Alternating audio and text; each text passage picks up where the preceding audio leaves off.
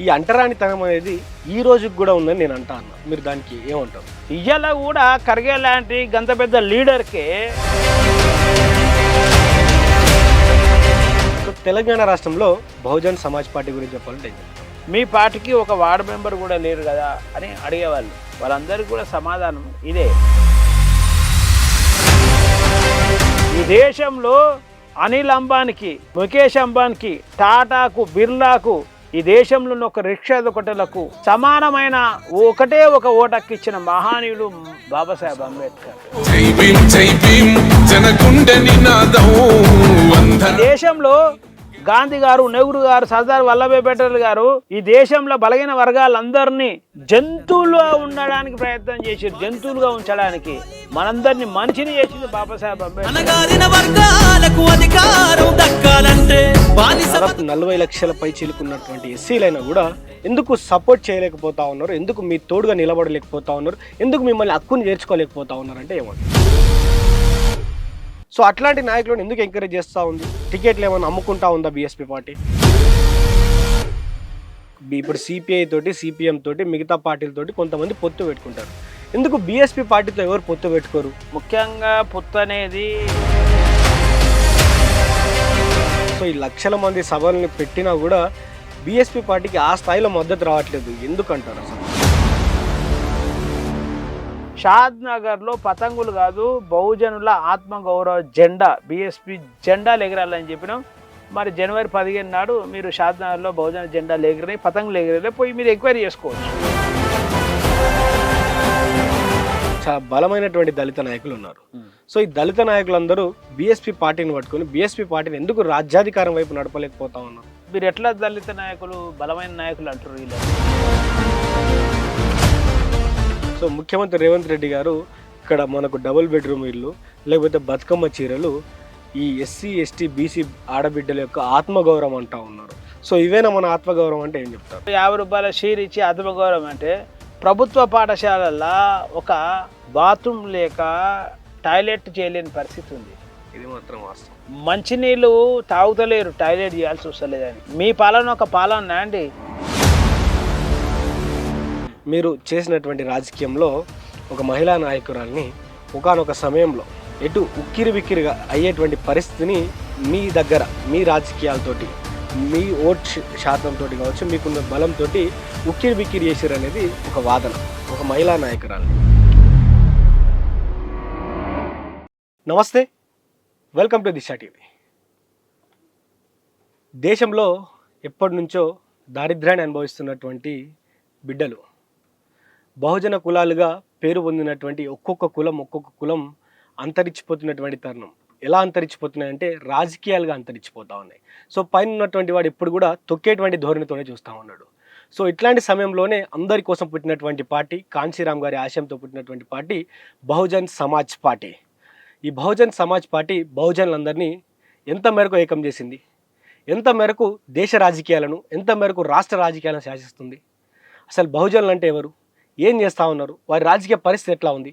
ఇవన్నీ అంశాలు మాట్లాడదాం. మనతో పాటు తెలంగాణ బహుజన్ సమాజ్ పార్టీ ప్రెసిడెంట్ అయినటువంటి ఇబ్రాహీం శేఖర్ గారు ఉన్నారు. మాట్లాడేటువంటి ప్రయత్నం చేద్దాం. నమస్తే అన్న. జై భీమ్ తమ్ముడు. జై భీమ్ అన్న. మొదటగా మీ దృష్టిలో బహుజనులు అంటే ఎవరు? అన్ని రకాలుగా అంచివేయబడుతూ, అంటరానితనానికి గురవుతూ, అభివృద్ధి చెందాల్సిన వీళ్ళు ఫోర్స్ఫుల్గా అభివృద్ధి చెందకుండా, అంటే స్టేటస్కో పరిస్థితిని ఏర్పాటు గురి కాబోతున్న ప్రజల్నే బహుజనులు అంటాం. ఈ అంటరానితనం అనేది ఈ రోజుకి కూడా ఉందని నేను అంటా అన్నా. మీరు దానికి ఏమంటారు? ఇప్పుడు దానికి సాక్ష్యమే ఖర్గే గారు కదా.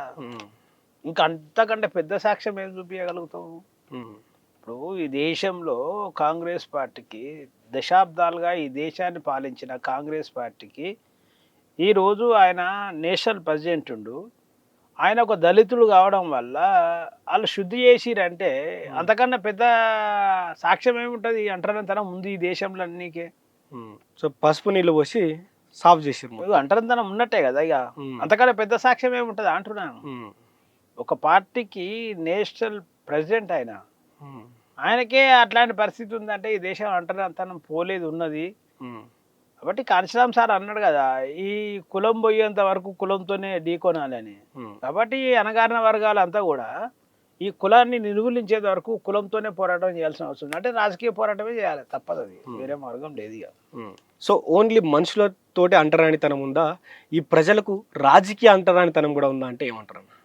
ఈ ప్రజలకు అంటరానితనం ముట్టినే కదా రాజకీయ అంటరానితనంగా మారేది. ఇప్పుడు కాంగ్రెస్ పార్టీ ఉంది, బీఆర్ఎస్ పార్టీ ఉంది, బీజేపీ పార్టీ ఉంది. ఇప్పుడు అందులో ఎవరికి అంటరానితనం ఉంది? ఎవరికి ఉన్నది? ఇప్పుడు కాంగ్రెస్ పార్టీ ఎవరు? రాహుల్ గాంధీ ఉన్నారు, ఆయన ఉన్నారు కదా, ఆయన ప్రియాంక గాంధీ ఉన్నారు. ఈయన ఇప్పుడు లీగల్గా ప్రోటోకాల్ ప్రకారం రాహుల్ గాంధీ గారి కంటే కూడా పెద్ద పోస్టు ఖర్గే గారు. అవునా కాదా? ఇప్పుడు రాహుల్ గాంధీ గారికి అక్కడ ఒకవేళ ఆయన కూర్చుంటే ఆడ శుద్ధి చేస్తారా? చేయరు కదా. ఈయన అంటరాన్న ఉన్నాడు కాబట్టి, అంటరాని కులంలో ఈయన ఉట్టిండు కాబట్టి రాజకీయంలో కూడా అంటరానితనమే. ఇప్పుడు పదవి అనేది రాజకీయమే కదా, పార్టీ ప్రెసిడెంట్ అనేది. కాబట్టి అంటరాని ప్రజలకే ఆ అంటరాని రాజకీయాలు ఆపాదిస్తారు తప్ప వేరే లేదు కదా. ఇది ఎగ్జాంపుల్ లేదు క్లియర్గా. సో దేశంలో బహుజన్ సమాజ్ పార్టీ యొక్క పరిస్థితి ఏంటంటే ఏం చెప్తారు? దేశంలో బహుజన్ సమాజ్ పార్టీ ఏంటంటే గంగా నది లాగా ఉంటుంది ఇదంతా. దీన్ని ఎవడు కూడా మొత్తం క్లోజ్ చేయడం ఎవరి తరం కాదు. ఎందుకంటే మహనీయుల చరిత్రను ఒకసారి చూస్తే, సమాజ చరిత్రల వేల సంవత్సరాల ఈ అణచివేత కావచ్చు, వివక్షత కావచ్చు, ఒక్కొక్క నాయకుడు మొత్తం కూడా పోరాటం చేసుకుంటా, బుద్ధుడు కావచ్చు, పూలే కావచ్చు, సావు మహారాజ్ కావచ్చు, పెరియార్ కావచ్చు, నారాయణ గురు కావచ్చు, బాబాసాహెబ్ అంబేద్కర్, మాన్యవర్ కాంశీరామ్ గారు, నేడు మాయావతి గారు. కాబట్టి ఈ ఉద్యమం అనేది ఎప్పుడు కూడా కంటిన్యూస్. ఈ సమాజం ఉన్నంత కాలం ఉద్యమం కొనసాగుతుంది తప్ప ఈ సమాజం లేనినాడే, అంటే ఈ నేచర్ మొత్తం ఇది లేనినాడే ఈ బహుజన సిద్ధాంతం, బౌద్ధ ఐడియాలజీ కనుమరుగయ్యే అవకాశం, అప్పటిదాకా ఉండే అవకాశం లేదు. మాయావతి తర్వాత నెక్స్ట్ లీడర్ ఎవరన్నా అంటే చెప్పుకోదగ్గ లీడర్ ఎవరు ఉన్నారా? ఇప్పుడు చాలామంది నేను ఏమంటున్నా అంటే, ఇప్పుడు గమ్మత్తు చరిత్ర మీద అవగాహన లేని వాళ్ళు మాటలు ఇవన్నీ అంటే నేను ఇప్పుడు పూలే తర్వాత ఎవరు ఈ దేశానికి లీడర్ అంటే ఎవరు అన్నారా? సావు మహారాజ్ గారు వచ్చారు. సావు మహారాజ్ తర్వాత ఎవరని ప్రజలు ఊరుకున్నారా? పెరియార్ వచ్చిండు. ఆయన తర్వాత ఎవరంటే నారాయణ గురు వచ్చిండు. ఆయన తర్వాత ఎవరంటే బాబాసాహెబ్ అంబేద్కర్ వచ్చిండు. బాబాసాహెబ్ చనిపోయిన తర్వాత ఈ దేశంలో బాబాసాహెబ్ అంబేద్కర్ చనిపోయింది, ఎట్లా ఈ దేశంలో మన పరిస్థితి అని బాధపడ్డారు. ఆ తర్వాత మాన్యవర్ కాంశీరామ్ గారు వచ్చారు కదా, అవునా కాదా? తర్వాత మాయావతి గారు కొనసాగుతున్నారు. ఎట్లా అంటే ఆ పరిస్థితులను బట్టి ఎవరో ఒక నాయకుడు ఏమన్నా. ఇప్పుడు ప్రెసిడెంట్ అయితే ఇప్పుడు ప్రజెంట్గా మరి మన ఆకాశానంద్ గారు డైనమిక్ లీడర్, చాలా బ్రహ్మాండంగా వర్క్ చేస్తున్నాడు. యువకుడు ఆయన, చాలా మంచి ఫ్యూచర్ ఉన్నది, మంచి ఆయనకు ఈ సమాజం మీద ప్రేమ ఉంది. ఆయన చాలా బ్రహ్మాండంగా పనిచేస్తున్నాం. ఆయన ఇప్పుడు నేషనల్ కోఆర్డినేటర్ ఆయన మాకు. కాబట్టి ప్రజెంట్గా ఇమ్మీడియట్గా లీడర్ అయితే మాయావతి గారి తర్వాత ఆకాశానంద్ సార్ గారు ఉన్నారు కదా, ఆయన అయితే పార్టీలో అయితే ఆయన కనబడతా ఉన్నారు, ఆయన చేస్తూ ఉన్నారు పని, తిరుగుతూ ఉన్నారు, బాగా కష్టపడతా ఉన్నాడు ఆయన. కాబట్టి సమాజము ఎప్పుడు కూడా ఒక లీడర్ను ఎగ్జిబిట్ చేస్తుంది. నేచర్ ఏం చేస్తుంది అండి, ఎండాకాలం తర్వాత ఏమొస్తుంది? వానకాలం వస్తుంది. వానకాలం చలికాలం వస్తుంది. నువ్వు మారుస్తావా దాని ఏమన్నా? అదే మారుతుందా? నేచర్ ఎప్పుడు కూడా సమాజాన్ని క్రియేట్ చేస్తూ ఉంటుంది, తిప్పుతూ ఉంటుంది. కాబట్టి ఆ సందర్భానికి అనుగుణంగా ఎవరో ఒక లీడర్, ఇప్పుడు 100 మంది ఉంటామంటే ఒక ప్రాంతంలో, ఏదో 100 మందిని వాడు వచ్చి కొడుతుంటాడు, లేకుంటే బెదిరిస్తుంటాడు.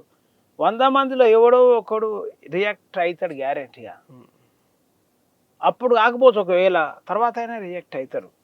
కాబట్టి నేచర్ అనేది ఆల్రెడీ క్రియేట్ చేస్తుంది లీడర్ను. కానీ ఇప్పుడు బీఎస్పీకి అవసరం లేదు ఇప్పుడు, ఎందుకంటే ఆకాశానంద్ గారు ఉన్నారు కాబట్టి ఇప్పుడు దాన్ని క్రియేట్ చేయాల్సిన అవసరం లేదు. ఆల్రెడీ ఈజ్ ఎగ్జిస్టెడ్ లీడర్ అంటున్నాడు ఆల్రెడీ. సో తెలంగాణ రాష్ట్రంలో బహుజన్ సమాజ్ పార్టీ గురించి చెప్పాలంటే ఏం చెప్తారు? బహుజన్ సమాజ్ పార్టీ ఎట్లాంటిది అంటే, ఈ పేద ప్రజలను అధికారంలోకి తీసుకురాగలిగే ఏకైక పార్టీ బహుజన్ సమాజ్ పార్టీ. అంటే ఎట్లా అంటే, కాంగ్రెస్ పార్టీ ఉన్నది. ఇప్పుడు కాంగ్రెస్ పార్టీలో ఎస్సీలు ఉన్న వాళ్ళకి అన్యాయమే జరుగుతుంది కదా. రీసెంట్గా మంజుల సామయ్యలు ఉన్నాడు, ఆయన కాంగ్రెస్ పార్టీ లీడర్ అయినా కానీ ఇంకో అగ్రవర్ణాలకు సంబంధించిన ఆయన పోయి ఆయన ప్రాంతంలో పోయి అయితే ఆధిపత్యం చెలాయిస్తున్నాడు కదా, చెలాయిస్తున్నాడు కదా. నిజమా కదా? మీరు అట్లే బీఆర్ఎస్లో కూడా తీసుకోరు. ఇలా చాలామంది లీడర్లు వచ్చిరు పోయిరు, బీఆర్ఎస్లో కూడా ఎంతోమంది. ఇప్పుడు అంతకుముందు డిప్యూటీ సీఎం ఉన్న రాజయ్య గారు ఇబ్బంది పడ్డాడు, మళ్ళీ పోయి సెట్ అయింది అలా. అట్లా జనరల్గా అదంతా నడుస్తుంది. అంటే వీళ్ళకు ఈ ఏదైతే ఈ పార్టీలలో ఉన్న వీళ్ళందరికీ ఒరిజినల్ నాయకత్వము దొరకదు. ఆ ఒరిజినల్ నాయకులు కావాలి, ప్రజలను కాపాడాలంటే వీళ్ళు ఖచ్చితంగా బహుజన్ సమాజ్ పార్టీనే మనం అధికారం తీసుకోవాల్సిన అవసరం ఉంటుంది. కాబట్టి ఖచ్చితంగా రాబోయే రోజులలో అందరం కలిసి బహుజన్ సమాజ్ పార్టీ అధికారం తీసుకొస్తే తప్ప మనకు వేరే మార్గం లేదు. సో బహుజన్ సమాజ్ పార్టీకి 2014 నుంచి చూసుకుంటే 2023 ఎలక్షన్లలో అంటే స్టెప్ బై స్టెప్ ఓటింగ్ శాతం అనేది పెరిగింది. సో ఓటింగ్ శాతం పెరిగినటువంటి బహుజన్ సమాజ్ పార్టీ ఎందుకు కనీసం ఒక్క సీటు కూడా గెలుచుకోలేనటువంటి పరిస్థితికి వచ్చిందంటే ఏం చెప్తారు? బహుజన్ సమాజ్ పార్టీని మనం గమనించినట్టయితే సొంతంగా అయితే పార్టీలో గెలిచింది మొదట అంటే ఉమ్మడి ఆంధ్రప్రదేశ్లో ఉన్నప్పుడు లక్కరాజావు గారు గెలిచారు. తర్వాత ఆదిలాబాద్లో గెలిచారు ఇద్దరు. తర్వాత వాళ్ళిద్దరు అయితే వేరే పార్టీకి వెళ్ళి వచ్చిర్రు, వాళ్ళు వెళ్ళిపోయారు. వాస్తవానికి అప్పటి నుంచి ఇప్పటి వరకు అయితే సిద్ధాంతం మీద గెలిచిన లీడర్ అయితే లేడు ఇలా. కాకపోతే 100% గెలవగలిగే సిద్ధాంతం ఇది రాబోయే రోజుల్లో ఖచ్చితంగా గెలుస్తారంటే దానికి సంకేతం ఏం చెప్తున్నామంటే మేము ఇప్పటి వరకు బహుజన్ సమాజ్ పార్టీ గ్రామీణ ప్రాంతంలో నిర్మాణం చేయడానికి పకడ్బందీ వ్యూహంగా ఇప్పుడు పని ప్రారంభించింది. దానిలోని భాగంగానే తెలంగాణలో లోకల్ బాడీలో అన్ని మొత్తం స్టేట్ అంతా పోటీ చేయించినాం. పోటీ చేపిస్తే 123 మంది వార్డు మెంబర్లు గెలిచారు, 9 మంది ఉప సర్పంచ్ గెలిచారు, 4 సర్పంచ్ గెలిచారు. వాళ్ళందరినీ హైదరాబాద్కి పిలిచి సన్మానం చేసినాం. సన్మానం చేసి ఇగో బహుజన్ సమాజ్ పార్టీ చాలామంది అడిగేవాళ్ళు ఏమని అంటే మీ పార్టీకి ఒక వార్డు మెంబర్ కూడా లేరు కదా అని అడిగేవాళ్ళు. వాళ్ళందరికీ కూడా సమాధానం ఇదే. అంటే మరి వార్డు మెంబర్లతోనైనా మీరు ఈ బహుజన్ సమాజ్ పార్టీ సాటిస్ఫై అయ్యేదంటే ఇప్పుడు ఈ తెలంగాణ రాష్ట్రాన్ని పాలించిన బీఆర్ఎస్ పార్టీ కూడా మొదట అందరు గెలిచింది వార్డు మెంబర్లే కదా. మొదట కేసీఆర్ గారు ఎమ్మెల్యేగా ఆయన గెలిచి మినిస్టర్ గెలిచి అవన్నీ ఉన్నప్పటికీ మొదట గెలిచింది అంతా వార్డు మెంబర్లే కదా. వార్డు మెంబర్ల పరంపరతోనే ఎమ్మెల్యేగా ఉద్యమం పెరిగి ఎమ్మెల్యే కాడికి వచ్చింది.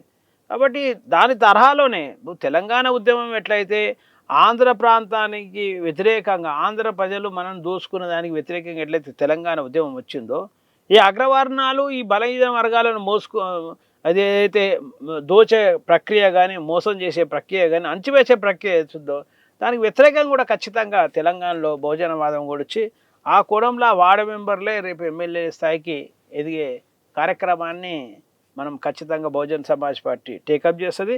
దానికి సాక్ష్యమే అది సాధ్యమైతే దానికే ఉత్తరప్రదేశ్ సాక్ష్యం తీసుకోవచ్చు. సో మీకంటే ముందున్నటువంటి అధ్యక్షులు సో మీరు వచ్చిన తర్వాత రెండింటి మధ్య తేడా అయిందంటే ఏం చెప్తారు? మీకు వాళ్ళకు ఉన్నటువంటి తేడా అయింది. ఆర్ఎస్ ప్రవీణ్ గారు బహుజన ఉద్యమంలో చాలా తక్కువ సమయం పోరాటం చేశారు. ఆయన 2 సంవత్సరాలు చేసిండు. అంతకుముందు ఒక ఉద్యోగిగా చేశాడు. ఆయన టీడీపీ హయాంలో చేసిండు. అంటే మన పెద్ద లెవెల్లో డీజీపీ స్థాయి కాబట్టి ఐపీఎస్ కాబట్టి గవర్నమెంట్లో అన్ని గవర్నమెంట్లో పనిచేసిన ఆయన. కానీ బహుజన ఉద్యమంలో ఒక అధికారిగా స్టూడెంట్లకు ఆయన పని చేశాడు, ఆయన సర్వీస్ చేసిండు. కానీ ఒక బహుజన మూమెంట్ లీడర్గా ఆయన తక్కువ సమయంలో చేసిండు. కానీ ఇబ్రాహిం శేఖర్ 2001 నుంచి ఇప్పటి వరకు 2020 వరకు కంటిన్యూ 26 సంవత్సరాలు పోరాటం చేస్తున్నాను నేను.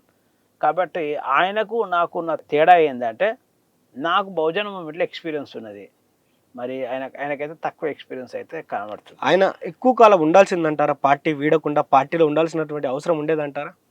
ఉంటే బాగుండేదండి. ఇప్పుడు కొంచెము ఫేమ్ అయిండు, ఫిగర్ ఉన్నాడు, ఆయన డీజీపీ స్థాయి అయినా.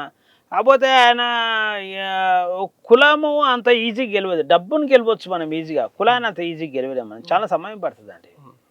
కులాన్ని గెలవాలంటే చాలా సమయం పడుతుంది. డబ్బును గెలవచ్చు. డబ్బు అంటే ఇప్పుడు చూడండి, ఇప్పుడు కాంగ్రెస్ వస్తుంది, బీఆర్ఎస్ వస్తుంది, బీఆర్ఎస్ వస్తుంది, కాంగ్రెస్. డబ్బు అది. బీఎస్పీ రావాలంటే ఆ 2 కులాలను గెలవాలి. ఇది క్లియర్గా. ఇప్పుడు బీఆర్ఎస్ పార్టీలో ఎప్పుడు కూడా వెలుమలే సీఎంలు అవుతారు కదా. కాంగ్రెస్ పార్టీలో 99% రెడ్డిలు అవుతారు కదా, అవునా కదా? అయినా ఆ పార్టీలను రెడ్డిల పార్టీ వెలుమల పార్టీ అంటారు. బీఎస్పీ పార్టీ వచ్చేవరకు ఇది ఎస్సీల పార్టీ అంటారు. దీన్నే కులం అంటారా అంటున్నా, దీన్నే వివక్షత అంటారా అన్న. ఇగో ఇట్లా ప్రచారం చేసి అనగారిన వర్గాలను కన్ఫ్యూజ్ చేసి వాళ్ళ అధికారం వస్తుంది అంటున్నా. ఆ కన్ఫ్యూజన్ క్లియర్ చేయడమే ఇప్పుడు బహుజన్ సమాజ్ పార్టీ ముందున్న మెయిన్ లక్ష్యంగా మేము పనిచేస్తున్నాం ఇలా. సో బహుజన్ సమాజ్ పార్టీని ఎస్సీ పార్టీగా ఈ సమాజంలో తీర్చిదిద్దారు. సో ఎస్సీలైనా దాదాపు 40 లక్షల పై చిలుకున్నటువంటి ఎస్సీలైనా కూడా ఎందుకు సపోర్ట్ చేయలేకపోతా ఉన్నారు, ఎందుకు మీ తోడుగా నిలబడలేకపోతా ఉన్నారు, ఎందుకు మిమ్మల్ని హక్కుని చేర్చుకోలేకపోతా ఉన్నారు అంటే ఏమంటారు? అయితే ఇప్పుడు సామాజిక చైతన్యం వేరు, రాజకీయ చైతన్యం వేరండి. సామాజిక చైతన్యం వేరు, రాజకీయ చైతన్యం వేరు. దానికి చిన్న ఎగ్జాంపుల్ చెప్తాను. మీరు రన్నింగ్ రేస్ కాంపిటీషన్ పెట్టండి. మీరు రన్నింగ్ రేస్ ఇద్దరు ఉరుకుతుంటారు. ఒక 5 మంది ఉరికినా 6 మంది ఉరికిన ఇండివిజువల్ క్యాపబిలిటీ, ఇండివిజువల్గా క్రమశిక్షణగా నువ్వు హార్డ్ వర్క్ చేయగలిగితే నువ్వు రన్నింగ్ రేస్లో నువ్వు గెలవచ్చు. నీకు అడ్డం ఎవడు రాడు. నువ్వు ఉరుకుతుంటే ఎవడటం వస్తుంది నీకు? నువ్వు ఉరుకోవచ్చు గట్టిగా, ప్రాక్టీస్ చేస్తే నువ్వు గెలుస్తావు. కానీ వేరే politics is a kabaddi game, football game. ఒకడు పోతే 10 మంది పట్టుకుంటారు. అవునా కాదా? ఫుట్బాల్ ఒకడు ఉంటే 20 మంది 15 మంది 11 మంది అడ్డం వస్తారు. కాబట్టి సామాజిక చైతన్యం అంటే ఎడ్యుకేషన్లో కానీ మనం బాగుపడాలి, సామాజిక చైతన్యం పెడుతుంది. రాజకీయ చైతన్యంలో కొంచెం తెలంగాణలో మనం వెనుకబడి ఉన్నాం కాబట్టి ఇది రాజకీయ చైతన్యాన్ని పెంచాలి అంటున్నాను నేను. సో ఆ ప్రయత్నం బీఎస్పీ స్టార్ట్ చేసింది ఆటోమేటిక్గా. సో బీఎస్పీ పార్టీకి ఎలక్షన్ టైంలో కొంతమంది రాజకీయ నాయకులు వేరే వేరే పార్టీలో టికెట్లు దొరికినటువంటి వాళ్ళు వచ్చిర్రు, పోటీ చేసిరు, మళ్ళీ వేరే పార్టీలోకి వెళ్ళిపోయారు. అంటే బీఎస్పీ పార్టీ అట్లాంటి నాయకులను ఎందుకు ఎంకరేజ్ చేస్తూ ఉంది? ఇప్పుడు వాస్తవానికి కొన్ని నియోజకవర్గాల్లో చూసుకుంటే వాళ్ళకంటే ముందు అక్కడ కష్టపడినటువంటి నాయకులు ఉన్నారు. సో కష్టపడి పనిచేసినటువంటి నాయకులను పక్కన పెట్టి, సో వీళ్ళు ఫేమస్ నాయకులు, వీళ్ళు కొద్దిగా డబ్బు పెట్టగలరు, వీళ్ళు కొద్దిగా పేరున్నటువంటి నాయకులని వాళ్ళకి టికెట్లు ఇచ్చారు. సో టికెట్లు ఇచ్చినటువంటి వాళ్ళు ఓడిపోయి పక్క పార్టీలోకి వెళ్ళిపోయారు. సో అట్లాంటి నాయకులను ఎందుకు ఎంకరేజ్ చేస్తూ ఉంది? టికెట్లు ఏమైనా అమ్ముకుంటా ఉందా బీఎస్పీ పార్టీ? ఇప్పుడు దిశ టీవీ ఉంది అండి, మీరు నన్ను ఇంటర్వ్యూ చేస్తుండ్రు, అవునా కదా? మీకన్నా బాగా ఇంటర్వ్యూ చేయగలుగుతారు అంటే ఏం చేస్తారండి? మిమ్మల్ని తీసేస్తారు కదా. తీసారా? అవునా కదా? ఆయన వస్తాడు, ఆయన వచ్చిన ఆయన ఉండకపోతే దిశ టీవీ ఏం చేస్తుందండి? ఇంకోటిని కూడా వెతికి తయారు చేసుకుంటుంది మళ్ళీ. అవుగా, భీమ్లను తయారు చేస్తుంది, వాళ్ళని తయారు చేస్తుంది కదా. బీఎస్పీ పార్టీలో కూడా ఇప్పుడు కానీ కష్టానికి గౌరవం ఇవ్వాలి కదా. నేనేమంటున్నా అంటే ఇప్పుడు కాంగ్రెస్ పార్టీలో కూడా ఇప్పుడు రాజకీయ పార్టీ లక్ష్యం ఏందండి? రాజ్యాధికారం. ఇప్పుడు కూడా ఒక పార్టీ దాన్ని రక్షించే ఎగ్జిస్టెన్స్ కూడా చాలా ఇంపార్టెంట్ ఉంటుంది. ఇప్పుడు కాంగ్రెస్ పార్టీ తప్పు చేస్తే కాంగ్రెస్ని అడగరు మీరు ఎవరు, బీఆర్ఎస్ తప్పు చేస్తే దాన్ని అడగరు ఎవరు, బీజేపీ తప్పు చేస్తే ఎవరు అడగరు మీరు. బీఎస్పీ ఎందుకు ఒకటి కనబడుతుంది మీకు? ఇప్పుడు కాంగ్రెస్కి వెళ్ళి పోయి బీఆర్ఎస్లో టికెట్ తీసుకుంటలేరా? వాళ్ళని కూడా అడుగుతా ఉన్నాం, వాళ్ళని నిత్యం ప్రశ్నిస్తూనే ఉంటాం కదా ఏదో విధంగా. మీరు ఏ పార్టీ అని ముఖం మీద అడిగితే ఆయన చెప్పుకోలేకపోతాడు. అంటే నేనేమంటున్నా అంటే ఎగ్జిస్టెన్స్ అనేది రాజకీయ పార్టీ కూడా అవసరం కాబట్టి కొన్ని స్టెప్పులు చేయాల్సి వస్తుంది. అట్లా ఇప్పుడు అన్ని రాజకీయ పార్టీలు కూడా వాళ్ళ ఎగ్జిస్టెన్స్ని కాపాడుకోవాల్సిన పరిస్థితి ఉంటుంది. కాబట్టి బీఎస్పీ కూడా అప్పుడప్పుడు మీరు ఉన్నారండి, మీరు క్యాండిడేట్ సెలెక్షన్ చేసినాము, గెలిచే అవకాశం ఉంది, ఉంటా అని చెప్తే ఏం చేస్తామండి? మిమ్మల్ని అడుగుతాము ఏంటండి మరి పార్టీ భవిష్యత్తు ఓటు పర్సెంట్ విరిగే ఉంది అంటే కొంతమందికి, అందరికి కాదు కదా. అట్లా కొన్ని స్టెప్పులు పొలిటికల్ ఎగ్జిస్టెన్స్ కోసం కొన్ని స్టెప్పులు అన్ని పార్టీలు తీసుకోవాల్సి వస్తుంది. అట్లా బీఎస్పీ కూడా తీసుకుంటుంది. సో వాస్తవానికి రాజకీయాలు స్టార్ట్ అయినప్పుడు ఈ కాంగ్రెస్ పార్టీ కావచ్చు, బీఆర్ఎస్ పార్టీ కావచ్చు, బీజేపీ పార్టీ కావచ్చు, వివిధ పార్టీలు ఆయా ఎలక్షన్లో గెలవడానికి పొత్తులు అడుగుతూ ఉంటాయి. ఇప్పుడు సిపిఐ తోటి, సిపిఎం తోటి, మిగతా పార్టీలతోటి కొంతమంది పొత్తు పెట్టుకుంటారు. ఎందుకు బీఎస్పీ పార్టీతో ఎవరు పొత్తు పెట్టుకోరు? ఎందుకు అంటే బీఎస్పీ పార్టీ లెక్కలో లేనట్ట, లేదా వీళ్ళకి ఓటింగ్ శాతం లేనట్ట, లేదా ఈ పార్టీతో పొత్తు పెట్టుకున్నా మనకు వచ్చేటువంటి లాభం ఏమి లేదు అనుకొని మరి పొత్తు పెట్టుకోరా? ఎట్లా? ముఖ్యంగా పొత్తు అనేది నేషనల్ కమిటీ బైంజీ గారి నిర్ణయం మేరకు జరుగుతుందండి. వాస్తవానికి రాజకీయాలల్లా ఒకరి లాభం కోసం, ఇప్పుడు రాజకీయాలల్లా అందరు స్వార్థపడలేదు. ఈరోజు లాభం కోసం ఎవరితోనైనా కలుస్తాడు. వాస్తవానికి మీరు అన్నట్టు శక్తిని సంపాదించుకోవాల్సిన అవసరం ఉన్నది. ఒక 3-4%, 5% ఓట్లు రాగలిగితే అన్ని బీఎస్పీ పార్టీ చుట్టే తిరుగుతాయి. ఈ ఎలక్షన్లలో ఖచ్చితంగా బీఎస్పీ పార్టీ బలమైన ఓటు బ్యాంక్గా మారుతుంది. మీరు అన్నట్టు నిజంగా మాయావతి గారు మరి ఆ ఓటు బ్యాంక్ పెరిగితే బైంజీ గారు ఏమైనా నిర్ణయం తీసుకుంటే మనం చెప్పలేమండి. కాబట్టి శక్తి ఉండాలి ముందు. మనం సంప్రదించాలంటే కూడా శక్తి కూడా అవసరమే కదా. శక్తి కూడా అవసరం. శక్తిని సమకూర్చే పనిలో మేమైతున్నాం ఇప్పుడు. సో ఆ శక్తిని సమకూర్చడానికి శేఖర్ గారు ఏం చేస్తా ఉన్నారు? అయితే ఇంతకుముందు నేను ప్రెసిడెంట్ కాకముందు నేను చాలా సంవత్సరాల నుంచి పార్టీని గమనిస్తాను. 2011లో వచ్చిన. ఇప్పుడు కూడా అసెంబ్లీ కమిటీ కాడ పార్టీ ఆగిపోతుండే. అసెంబ్లీ కమిటీలు, స్టేట్ కమిటీ, జిల్లా కమిటీ, అసెంబ్లీ కమిటీ. కానీ ఈరోజు సెక్టార్ అండ్ బూత్ కమిటీ వరకు పార్టీ రీచ్ అయింది. మీరు ఏ జిల్లాలకైనా ఇవ్వండి, సెక్టార్ కమిటీలు, బూత్ కమిటీలు వేస్తారు ఇలా. కాబట్టి పార్టీ చాలా గ్రౌండ్ పొలిటికల్ ఎగ్జిస్టెన్సీ ఎప్పుడు ఉంటుంది ఒక పార్టీ అంటే బూత్ కమిటీకి రీచ్ అయితేనే పొలిటికల్ ఎగ్జిస్టెన్స్ వస్తుంది. ఎందుకంటే నీకు బూత్ ఏజెంట్ కావాలి కదా ముందు. బూత్ ఏజెంట్ ఉంటేనే ఓట్లు పడతాయి నీకు. బూత్లో నలుగురు తిరిగేది ఉంటేనే ఓట్లు పడతాయి, నిన్ను తీసుకొచ్చి ఓట్లు వేపిస్తాడు. కాబట్టి ఇప్పుడు బహుజన్ సమాజ్ పార్టీ ఇబ్రాహిం శేఖర్ ప్రెసిడెంట్ అయిన తర్వాత సెక్టార్ అండ్ బూత్ కమిటీ వరకు రీచ్ అవుతుంది. అంటే మొత్తం 100% కాలేదు, కానీ ఓ 20-30% బూత్ కమిటీ వరకు బీఎస్పీ పార్టీ రీచ్ అయింది. కాబట్టి ఆటోమేటిక్గా 2028లో బలమైన పొలిటికల్ బహుజన పార్టీగా బీఎస్పీ ఎదుగుతుందనే విశ్వాసం నాకైతుంది. మీరు రానున్నటువంటి రోజుల్లో ఒక 20 లక్షల మందితోటి సభ పెట్టేటువంటి అవకాశం ఉందని తెలుస్తూ ఉంది. నిజంగా ఆ ప్రయత్నాలు ఏమైనా చేస్తూ ఉన్నారా మీరు? అక్టోబర్ 9న 1,00,000 మంది మీటింగ్ పెట్టాలని ప్రయత్నం చేస్తున్నాం. 100% మాన్యవర్ కాంశీరామ్ గారి వర్ధంతి ఉన్నది. ఆ వర్ధంతి రోజున ఖచ్చితంగా హైదరాబాద్లో 1,00,000 మంది మీటింగ్ మాత్రం ఏర్పాటు చేస్తున్నాం. సో ఆ రోజు 1,00,000 మందితో సభ పెట్టేటువంటి అవకాశం ఉందా? 100% ఎందుకు లేదండి. ఇప్పుడు 33 జిల్లాల నేనేమన్నా ఇంతకుముందు కాన్స్టెన్సీ వరకే మాది, అసెంబ్లీ వరకే కమిటీలు ఉండే, ఇప్పుడు సెక్టారు మరి బూత్ వరకు పోయినాము. ఆటోమేటిక్గా ఏముంటుందండి, పెద్ద సింపుల్ మ్యాటర్ అది. ఇప్పుడు బహుజన్ సమాజ్ పార్టీకి ఒక 3,000 మంది కార్యకర్తలు లేరా? మేము ఆ కార్యకర్తలు ఒక్కొక్క కార్యకర్త 25 నుంచి 50 మందిని సమీకరించే శక్తివంతులను తయారు చేసే మీద మనం కాన్సన్ట్రేషన్ చేస్తున్నాము. చాలా సింపుల్గా 1,00,000 మందిని సమీకరించవచ్చు, అది పెద్ద సమస్య కాదు. అంటే మనిషి కాన్సన్ట్రేషన్ చేసేంత వరకే తప్ప నువ్వు కాన్సన్ట్రేషన్ చేస్తే you will get the solution. నాకు ఆ సొల్యూషన్ దొరికింది, 1,00,000 మందిని సమీకరించే సొల్యూషన్ నాకు దొరికింది. తెలంగాణలో అక్టోబర్ 9న 1,00,000 మంది మీటింగ్ ఖచ్చితంగా జరుగుతుంది. ఇట్లా 1,00,000 మందితోటి గతంలో కూడా సభలు పెట్టారు. సో ఈ 1,00,000 మంది సభల్ని పెట్టినా కూడా బీఎస్పీ పార్టీకి ఆ స్థాయిలో మద్దతు రావట్లేదు, ఎందుకంటారు అసలు వాస్తవంగా? ఇప్పుడు నేనేమంటున్నానంటే మాన్యవర్ కాంశీరామ్ గారు ఉన్నప్పుడు 1,00,000 మంది, ఒక లీడర్ ఉండాలండి ఖచ్చితంగా. లీడర్ లేకపోతే ఓటు కూడా పడదు. లీడర్ కావాల్సిందే అవసరం. లీడర్ కాకపోతే ఇప్పుడు చూడు, కమ్యూనిస్టులు డే బై డే మెల్లి కూడా డిస్గ్రేడ్ అవుతా ఉన్నాయి. లీడర్ ఈజ్ ఇంపార్టెంట్ ఫ్యాక్టర్ అండి. ఇప్పుడు ప్రవీణ్ కుమార్ వచ్చిన తర్వాత కొంచెం ఇంప్రూవ్ అయినట్టు తెలంగాణ రాష్ట్రంలో కనబడింది, అవునా కదా? తర్వాత మళ్ళీ డల్ అయింది. మళ్ళీ నేను వచ్చినాక మళ్ళీ ఇంప్రూవ్మెంట్ కనబడింది. నువ్వు ఎంక్వైరీ చేసుకో అన్ని జిల్లాలల్లో. ఇప్పుడు మేము ఇంతకుముందు బైంజీ గారి మీటింగ్ అంటే ప్రతి సంవత్సరము మాయావతి గారి బర్త్డే మేము చేస్తాం. అంటే జన కళ్యాణ్ దివస్గా మేము చేస్తాం. ఎప్పుడు కూడా 500 మంది కంటే ఎక్కువ చేసేవాళ్ళు గారు తెలంగాణ రాష్ట్రంలో. కానీ నేను అధ్యక్షుడు అయిన తర్వాత షాద్ నగర్లో 4,000 మందితో చేసాం మనం. చాలామంది అప్పుడు అన్నారు, సంక్రాంతి పండుగకు మనం వేడేది సాధ్యం కాదండి, అందరూ కూడా తింటారు, తాగుతారు, పతంగులు చూస్తారు, ఎంజాయ్లు ఉంటారు, సంక్రాంతి పండుగ ఎవరు వస్తారు అన్నారు.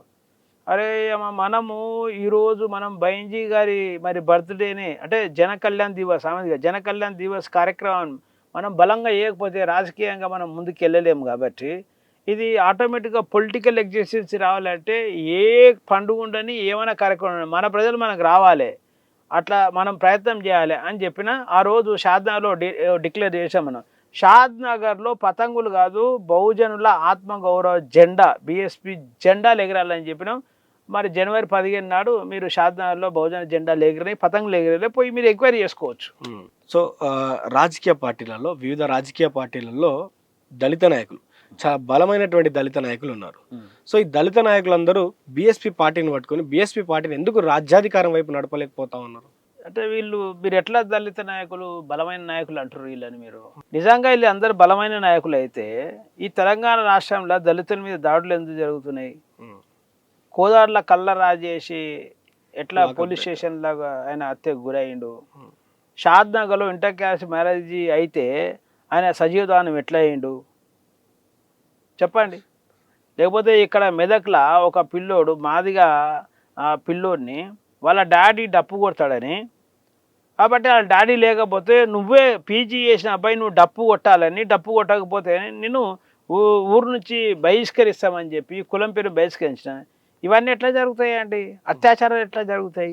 షాద్ నగర్లో ఒక ఎస్టీ మహిళను మ్యారేజ్ అయినాను తన భర్త చెడ్డీ వేసి 3rd degree ఉపయోగించారు. నిజంగా వీళ్ళు బలమైన అయితే ఎట్లా అవుతుందండి ఇదంతా? వీళ్ళు బలమైన అయితే ఇలా జరగ ఉండొచ్చు. ఒకవేళ నిజమే వీళ్ళకి బలం ఉంటే ఈ సమాజం మీద వీళ్ళకి ప్రేమ లేదని లెక్క, స్వార్థపరులని లెక్క. నిజమా కదా? కాంగ్రెస్లో ఎస్సీ ఎమ్మెల్యేలు ఉన్నారు, బీఆర్ఎస్లో ఎస్సీ ఎమ్మెల్యేలు ఉన్నారు, బీజేపీలు ఉన్నారు. వీళ్ళందరూ ఎందుకు మాట్లాడతలేరండి? కాబట్టి తెలంగాణ ప్రజలకు ముఖ్యంగా బహుజనులకు ఏమంటుందంటే వీళ్ళ వల్ల అంటే వాళ్ళకు ఈ అణగారిన వర్గాల మీద ప్రేమ లేదని నేను అంటలేనండి, ఎందుకుంటే ఉంటుంది. కాకపోతే భారతదేశంలో గాంధీ వల్ల వీళ్ళందరూ కూడా మౌనం ఉండాల్సిన పరిస్థితి ఉంది. ఎందుకు గాంధీ వల్ల మౌనం ఉండాల్సిన పరిస్థితి ఉంది అంటే, భారతదేశంలో బాబాసాహెబ్ అంబేద్కరు దళితులకు 2 ఓట్లు తీసుకొచ్చిండు. కమ్యూనల్ అవార్డు అంటారు దాన్ని. అంటే ఒకటి ఎస్సీలు పోటీ చేయాలి, ఎస్సీలే ఓట్లు వేయాలి. ఒకటి ఎస్సీలు పోటీ చేయాలి, ఎస్సీలే ఓట్లు వేయాలి, ఇక వేరే వేయద్దు. రెండోది జనరల్లా ఎవరైనా పోటీ చేయొచ్చు, ఎస్సీలు కూడా పోటీ చేయొచ్చు, వీళ్ళు ఓట్లు కూడా వేయచ్చు. కాబట్టి ఎస్సీలు గెలవడానికి ఇతర వర్గాల మీద ఆధారపడే అవకాశం లేకుండే, కానీ జనరల్ గెలవాలంటే ఎస్సీల మీద ఆధారపడి ఉండే. అంటే భారతదేశం మొత్తం రాజకీయాలు ఎస్సీల మీద ఆధారపడి ఉండే పరిస్థితిని బాబాసాహెబ్ అంబేద్కర్ ఇంగ్లీష్ వాళ్ళతో కొట్లాడి ఆ 2 ఓట్లు తీసుకొచ్చిండు. ఇది గమనించిన గాంధీ గారు, అయ్యా ఈ దేశంలో దళితుల మీద రాజకీయాలు ఆధారపడి చేసే పరిస్థితికి వచ్చేసింది కాబట్టి అని ఆయన స్వాతంత్రం కోసం ఎప్పుడు అమరనిర్దేశం చేయలే. ఆయన ఎర్రవాడ జల దేనికి చేసిండండి? ఎర్రవాడ జల అమరనిర్దేశ దీక్ష ఈ 2 ఓట్లు పోయాడు. కమ్యూనల్ అవార్డును తీసేయాలని, 2 ఓట్లు తీసేయాలని ఆయన అమరనిర్దేశం చేసి రిజర్వేషన్ ఒప్పించాడు. అంటే పూనా ప్యాక్ట్ వచ్చింది. పూనా ప్యాక్ట్ అంటే ఏందిగా, ఎస్సీ రిజర్వేషన్లల్లా ఎస్సీలే పోటీ చేయాలి, కానీ ఓట్లు అందరూ వేయాలి, ఆధారపడ్డాడు చేసిరు. కాబట్టి ఇవాళ వీళ్ళు ఏం భయపడుతున్నారు అంటే, మేము ఎస్సీల గురించి మాట్లాడితే బీసీలు ఓసీలు ఓట్లు వేయరేమో, అగ్రవర్ణాలు వీళ్ళను బీసీలను ఓట్లు వేయనియరేమో అనే కాడ భయపడి స్వార్థం కోసం వీళ్ళు ఎస్సీలకు అన్యాయం జరిగితే ఎస్సీల కోసం వీళ్ళు మాట్లాడతలేరు. లేకుంటే వీళ్ళందరూ ఎస్సీ అసెంబ్లీలలో పార్లమెంట్లో మాట్లాడితే బహుజన్ సమాజ్ పార్టీ రావాల్సిన అవసరం ఏముందండి? న్యాయం జరిగినప్పుడు ఇంకేం వేరేది ఎందుకు వస్తుందండి? ఇలా తెలంగాణకు అన్యాయం జరిగిందనే కానీ, ఇప్పుడు ఉమ్మడి ఆంధ్రప్రదేశ్లో తెలంగాణకు అన్యాయం జరిగిందని టీఆర్ఎస్ పార్టీ వచ్చింది కదా, ఒకవేళ అన్యాయమే జరగకపోతే ఎందుకు వస్తుంది? ఇలా దేశవ్యాప్తంగా ఎస్సీలు గెలిచిన వాళ్ళు, కాంగ్రెస్ బీజేపీలా గెలిచిన ఎమ్మెల్యేలు ఎంపీలు ఎస్సీలకు అన్యాయం జరిగితే అవన్నీ జరిగితే వాళ్ళు మాట్లాడతలేరు, రక్షిస్తలేరు అనే కదా బహుజన్ సమాజ్ పార్టీ వచ్చింది. దానికి సాక్ష్యమే న్యాయం జరుగుతుంది బీఎస్పీతోనని. ఉత్తరప్రదేశ్లో మాయావతి గారు ముఖ్యమంత్రి అయిన తర్వాత ఎవరైతే ఆ రాష్ట్రంలో ఎస్సీ ఎస్టీలపై బీసీలపై దాడులు చేసిన వాళ్ళను, అత్యాచారాలు చేసిన వాళ్ళందరినీ కూడా 150,000 మందిని జైలుకు పంపించింది బైంజీ గారు. కాబట్టి ఈ రాష్ట్రంలో ఎవరైతే ఎస్సీ ఎస్టీలపై బీసీలపై దాడులు చేసిన వాళ్ళు జైలుకు పోతా అండి? పోవాలా వద్దా? శిక్ష పడాలా వద్దా? పడాలి. అగ్రవర్ణాలకు పడాలంటలేను నేను, కానీ తప్పు చేసిన వాళ్ళకైతే శిక్ష పడాలి కదా. పడాలంటే కాంగ్రెస్ వస్తే పడతలేదు, బీఆర్ఎస్ వస్తే పడతలేదు, బీజేపీ వస్తే పడదు. ఎందుకంటే దేశంలో కూడా పాలిస్తుంది కదా. ఇంతకుముందు టీడీపీ పాలించడం వల్లేదు. కాబట్టి ఈ రాష్ట్రంలో ఎవరి మీద అయితే దాడులు, అన్యాయాలు, అత్యాచారాలు జరుగుతున్నాయో వాళ్ళకి న్యాయం జరగాలంటే ఈ తెలంగాణ రాష్ట్రాన్ని బహుజన్ సమాజ్ పార్టీ పాలించాలి తప్ప ఇంకోటి పాలిస్తే వీళ్ళకి న్యాయం జరగదు అనేది చరిత్ర చెప్తుంది. నేను చెప్తలేను కదా. తెలంగాణ వచ్చిన తర్వాత కూడా నేరాలలో అంత ఘోరంగా బీఆర్ఎస్ అధికారులు ఉన్నప్పుడు జరిగింది. కాంగ్రెస్ పార్టీ న్యాయం చేస్తున్నది, చేసిందా ఇలా? చేయలేదు. ఎక్కడ మన ఏడండి ఇప్పుడు ఖమ్మం జిల్లాలో మొన్న ఇబ్బంది అయింది కదా, ఏమైందండి? న్యాయం జరిగిందా? న్యాయం జరిగే వరకు బీఆర్ఎస్ ఏమైనా పోరాటం చేస్తుందా? కాబట్టి అధికారము ఈ అణగారిన వర్గాల అధికారం వస్తుంది తప్ప వాళ్ళకి న్యాయం జరుగుతుంది తప్ప లేకుంటే లేదు. ఎందుకంటే ఈ రాష్ట్రంలో కమ్మల మీద దాడి జరిగిందా? ఎప్పుడైనా రెడ్డోళ్ళ మీద జరిగిందా? వెలుమల మీద జరిగిందా? బ్రాహ్మణ్స్ మీద జరుగుతుందా? వైశ్యుల మీద జరుగుతుందా? జరుగుతలేదు కదండి. దానిలో ఎవరి మీద జరుగుతున్నాయి? ఎస్సీ అంటే వీళ్ళకి అధికారం లేదనే కదా. కాబట్టి నేను అణగారిన వర్గాల ప్రజలకు, తెలంగాణలో ఉన్న ప్రజలందరూ కూడా నేను రిక్వెస్ట్ చేశానంటే, అన్ని సోషల్ ఆర్గనైజేషన్స్ కూడా, కమ్మ సంఘాలు బీఎస్పీకి ఓట్లు వేస్తలేవు, రెడ్డి సంఘాలు బీఎస్పీకి ఓట్లు వేస్తలేవు, వెల్మ సంఘాలు బీఎస్పీకి వేస్తలేవు, బ్రాహ్మణ వైశ్య సంఘాలు కూడా బీఎస్పీకి వేస్తలేవు, ఎస్సీ ఎస్టీ బీసీ సంఘాలు అన్నీ కూడా ఈ కాంగ్రెస్, బీఆర్ఎస్, బీజేపీకి ఎందుకు వేయాలండి? నాకు చెప్పండి. మీకు లేదా ఫీలింగ్? వాళ్ళకు ఉంది కాల పార్టీ అని ఫీలింగ్ ఉందండి. ఇలా కాంగ్రెస్ పార్టీని మొత్తం కూడా 99% పాలించేది ఎవరు? రెడ్డిలే కదండి. సీఎం అయ్యేది రెడ్డిలే కదా. బీఆర్ఎస్ 100% వెల్మోళ్ళు కదా, అవునా కాదా? మరి ఇప్పుడు అది కాంగ్రెస్ పార్టీ రెడ్డి పార్టీ అంటురా, బీఆర్ఎస్ పార్టీ వెల్మా పార్టీలు అంటురా, బీఎస్పీని ఎస్సీల పార్టీ ఎందుకు అంటారా అండి? బీఎస్పీ పార్టీ భారత రాజ్యాంగం ఎజెండా అండి. అన్ని వర్గాలు సమానంగా చూసే పార్టీ. ప్రజల్లో తీసుకెళ్తారా ఆ చైతన్యాన్ని, పార్టీ మనది అనే చైతన్యాన్ని తీసుకెళ్తారా మీరు? నేను 1,00,000 మందిని ఎట్లా చేయగలుగుతా? నేను తీసుకోకపోతే నేను 1,00,000 మంది మీటింగ్ పెడతాను అంటున్నా కదా. నేను షాద్ నగర్లో 4,000 మంది మీటింగ్ పెట్టిన సంక్రాంతి నాడు అంటే తీసుకోపోతే పెట్టినా ఏమన్నా? బడంగపేటలో మీటింగ్ పెట్టిన 6,000 మందితోని నేను తీసుకోపోతే పెట్టినా? వరంగల్లో పార్టీ కొంచెం వీక్ ఉండే ఒక 15 రోజులు టైం తీసుకున్నా, నేను సమయం ఇచ్చి పనిచేసినాడా 2,500 మందితో బాబాసాహెబ్ అంబేద్కర్ జన్మదినం నాడు. మీకు తెలుసు కదా, ఒక గ్రామంలో 4-5 గ్రూపులు పనిచేస్తాయి, పార్టీలు చేసాయి, సంఘాలు చేసాయి, అన్ని గ్రామాలు డివైడ్ పనిచేస్తాయి కదా. అయినా కానీ వరంగల్లో నేను చెప్పిన మాట, బాబాసాహెబ్ అంబేద్కర్ ప్రేమ ఉండడం వేరు, పాటించడం వేరు. పాటించే పార్టీ బహుజన్ సమాజ్ పార్టీ అండి. అందుకే ఆ రోజు మేము పనిచేసి ఖచ్చితంగా మన వరంగల్లో 2,500 మందితో పెద్ద చిన్న మంచి సభ పెట్టినాం అక్కడ. కాబట్టి మేము ప్రజలలో పోకపోతే ఎలా సాధ్యమైతే ఇవ్వండి. చెప్తున్నా కదా నీకు, సెక్టార్ కమిటీ బూత్ కమిటీ దాకా బీఎస్పీ రీచ్ అవుతుందండి. సో ఇట్లా విడతల వారీగా మీ రీచ్ అనేది పెరుగుతూ ఉందంటారు. ఒక్క రోజులో చేయలే కానీ మనం ఫస్ట్ క్లాస్ జైన్ కాగానే డిగ్రీకి వస్తాం ఏమన్నా? ఒకవేళ అట్లా వచ్చినా కానీ నువ్వు సక్సెస్లు ఉంటావు ఏమన్నా? స్టాండర్డ్గా ఉండలేవు కదా. గ్రాడ్యువల్గా వచ్చిన మూమెంటే నిలబడుతుందండి.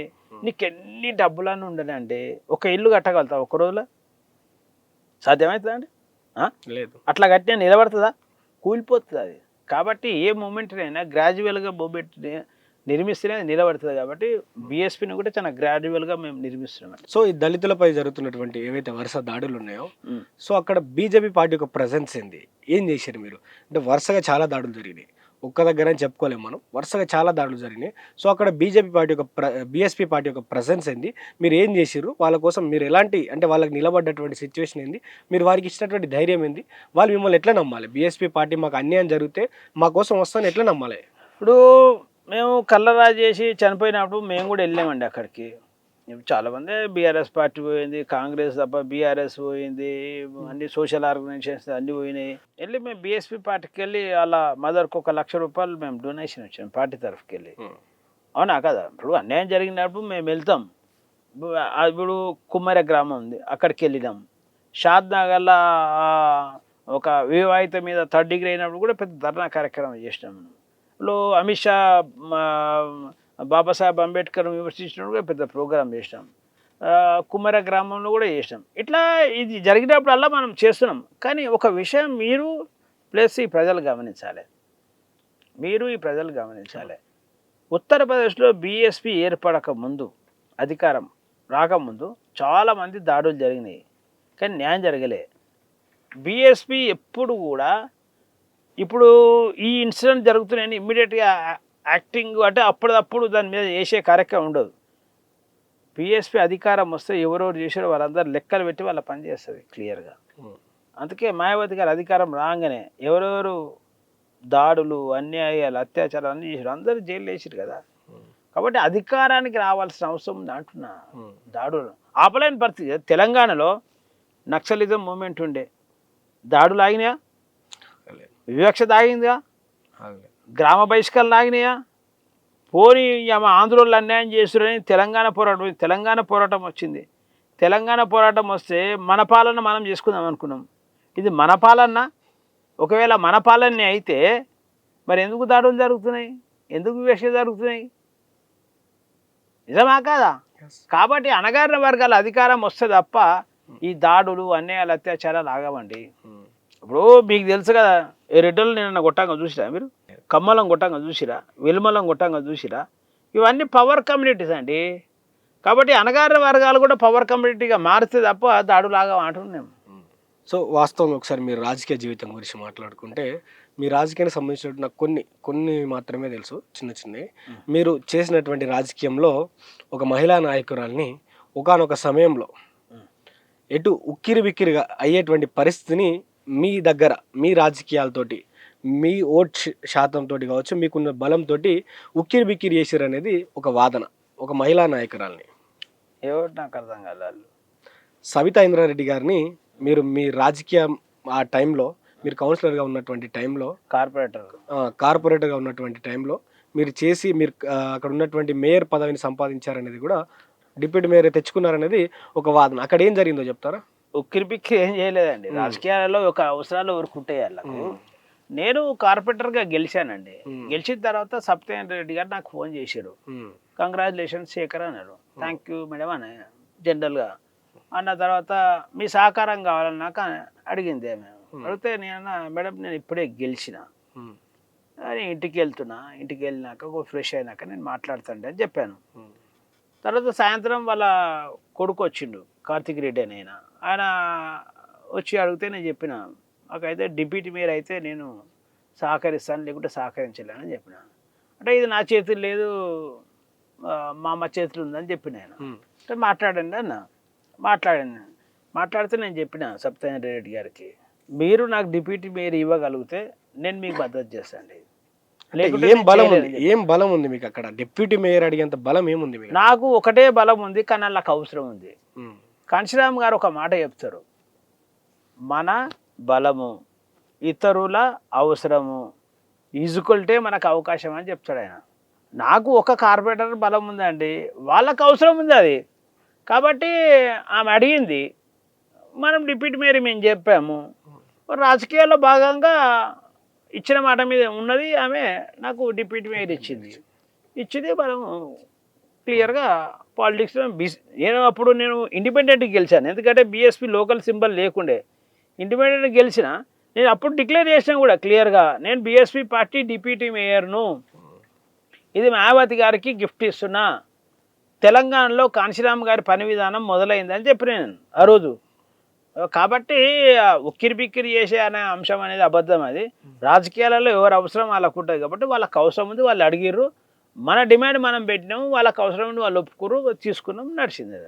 సో ఇప్పుడు ఇదే దళితుల విషయానికి వస్తే, వర్గీకరణ కోసం మందకృష్ణ మాదిగ గారు పోరాటం చేయడం జరిగింది. సో వర్గీకరణ అంశాలు ఏబిసిడి అంతా అయిపోయింది. సో అయిపోయిన తర్వాత ఇప్పుడు కొత్తగా ఒక అంశం వస్తూ ఉంది, దానికి సంబంధించినటువంటి జడ్జ్మెంట్స్ అన్నీ కూడా పాస్ అవుతూ ఉన్నాయి. సో దళిత క్రిస్టియన్లకు ఎస్సీ హోదా ఇవ్వద్దనే దాని మీద ఒక అంశం నడుస్తూ ఉంది. దానికి కొన్ని కోర్టులు కూడా సానుకూలంగా స్పందించి, సో ఎవరైతే దళిత క్రిస్టియన్లు ఉంటారో వారికి ఎస్సీ హోదా వర్తించదని చెప్తా ఉంది. సో దీనిపైన బీఎస్పీ స్టాండ్ ఎట్లా ఉండబోతుంది?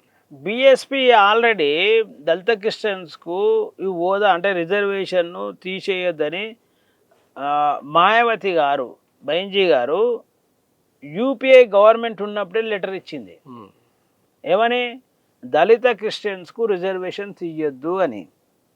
ఇప్పుడు నేనేమంటున్నాండి, ఇప్పుడు ఈడబ్ల్యూఎస్ రిజర్వేషన్ ఉన్నది, అవునా కాదా? క్రిస్టియన్ అలా మారితే ఏమన్నా వాళ్ళ రిజర్వేషన్ మారుతుందా అని? ఏమన్నా ఎస్సీలకు బీసీ చేస్తారు కదా, మీరు ఓసీలకు మీరు బీసీలకు మీరు రాగలుగుతారా అయ్యాల? కాబట్టి మేము క్లియర్గా దళిత క్రిస్టియన్స్కు రిజర్వేషన్ ఉండాలనే స్టాండ్ మీదనే మేము ఉన్నాం. మా లీడర్ ఆల్రెడీ, మా నాయకురాలు ఆల్రెడీ క్లియర్గా ఎప్పుడో యూపీఏ గవర్నమెంట్ లెటర్ ఇచ్చింది, బైంజీ కూడా దాన్ని కట్టుబడి ఉన్నారు. సో నిజంగా వాస్తవానికి ఇక్కడ విషయం మాట్లాడుకుంటే, నిజంగా ఇక్కడ అంటే ఓన్లీ మతం మారితేనే వారి యొక్క రాజకీయం కావచ్చు, వారి యొక్క అంటరానితనం కావచ్చు, లేకపోతే వారి యొక్క జీవితం కావచ్చు, వారి ఈ లైఫ్ స్టైల్ అంతా చేంజ్ అయ్యేటువంటి అవకాశం ఉందా మొత్తం మారితే? ఇప్పుడు నేనేమంటున్నా అండి, మతం మారితే ఇప్పుడు ఎస్సీలకేమో కులం మారుతుంది, అంతేనా కాదా? ఓసీలకు ఎందుకు మారేది కులం? మరి ఇప్పుడు ఎస్సీలు కన్వర్ట్ అయితే బీసీలు అవుతారు కదా, బీసీలు అవుతారు, అవునా కాదా? మరి ఓసీలు కన్వర్ట్ అయితే వాళ్ళు కూడా బీసీలు కావాలి కదా, ఎందుకైతే లేరు? మరి కావాలి కదా. అంటే ఎస్సీలు తక్కువనా, ఓసీలు ఎక్కువనా? భారత రాజ్యాంగంలో అందరు సమానమే కదండి. ఎస్సీలు మతం మారితే కులం మారుతుంది, ఓసీలు మతం మారితే కులం మారదా? మరి మారాలి కదా, ఎందుకు మారతలేదు? మారలేదు అంటే చెప్పండి మీరు, మారాలి. మరి ఎందుకు మారతలేదు అంటున్నా? వారికి రాజకీయ పట్టు ఉంది కాబట్టి మారతలేదు. వాళ్ళ అధికారం ఉంది కాబట్టి వాళ్ళు మార్చలేరు, మనకు అధికారం లేదు కాబట్టి ఇవన్నీ చెప్తున్నాం. అధికారం ఉన్న కులాలు కావచ్చు, అధికారం ఉన్న వర్గాలు కావచ్చు, వాళ్ళకు అనుకూలంగా చట్టాలు చేసుకుంటారు. నాకు తెలిసి దీని మీద అసలు కాంగ్రెస్ భారతదేశంలో మొదటి నుంచి దళిత క్రిస్టియన్స్ అందరూ కూడా కాంగ్రెస్ అనుకూలంగా ఓట్లు వేసుకుంటూ వచ్చారు కదా. అసలు దేశాన్ని ఒక్కటి చేయాలి కాంగ్రెస్ ఇప్పటివరకే. కాంగ్రెస్ ఎందుకు సైలెంట్గా ఉంటుంది అంటారు? ఎందుకు సైలెంట్ ఉంటుంది అనేది కాంగ్రెస్ వాళ్ళకి తెలుసు. కానీ నేనేమనుకుంటా అంటే బీజేపీలను బ్లాక్మెయిల్ చేస్తుంది అనుకుంటున్నా. మీరు కాంగ్రెస్ వైపు ఉర్రు కాబట్టి వాళ్ళకి ఈ బాధ లేదు. ఇప్పుడు దేశంలో ఇన్ని రోజులు లేని బాధ ఇప్పుడు ఎందుకు వచ్చింది బీజేపీకి అంటే, పర్మనెంట్గా ఈ దేశంలో క్రిస్టియన్ల ఓటును బీజేపీ మలుచుకోవాలని ఆలోచన చేసి, ఇప్పుడు ఈ క్రిస్టియన్లు మీరు బీజేపీ ఓటు బ్యాంకు మారకపోతే మీ రిజర్వేషన్లు తీసేసాము అని భయపెట్టించే ప్రక్రియ ప్రారంభించింది. ఇవాళ నిజంగా బీజేపీకి ఒక సర్వే రాని దళిత క్రిస్టియన్లు అందరూ కూడా బీజేపీకి ఓట్లు వేసామంటే ఇప్పుడు వాళ్ళు దళితకి ఇచ్చిన రిజర్వేషన్ తీసేస్తామంటారా అంటారా అని అడుగుతున్నా మీకు నేను. అనరు ఇంకా ఆ? వాళ్ళకి ఓటేస్తే ఎందుకు ఓటు కావాలి వాళ్ళందరికీ. మేము బానిసనం అయిపోయాం వీళ్ళందరికీ. ఆ ఓటు కూడా వీళ్ళు ఇచ్చిన వాళ్ళు కాదు, వీళ్ళ నాయకులు ఇచ్చిన వాళ్ళు కాదు. మీకు ఒక సంగతి తెలియదు, భారతదేశంలో ఓటు ఎవరు ఇచ్చారండి అందరికీ? భారత రాజ్యాంగం అందరికి ఓటు ఇచ్చింది కదా. అసలు ఓటు అందరికీ ఇవ్వాలనే చర్చ జరిగిందా ఈ దేశంలో? జరగలేదు. మీకు తెలుసో తెలియదో నాకు తెలియదు కానీ వాళ్ళు ఆల్రెడీ అక్కడ ఉన్నటువంటి టీం ఓన్లీ పెద్ద కులాలు మాత్రమే ఓటేయాలన్నట్టు ఒక ప్రతిపాదన తీసుకొచ్చి మీకు తెలుసో తెలియదో నాకు కానీ నేను ఒకటి చెప్తున్నాను చూడండి, వ్యూయర్స్కి తెలియాలి కాబట్టి ఇది ఇంపార్టెంట్ చాలా. భారతదేశంలో మనని ఇంగ్లీష్ వాళ్ళు పాలించరు.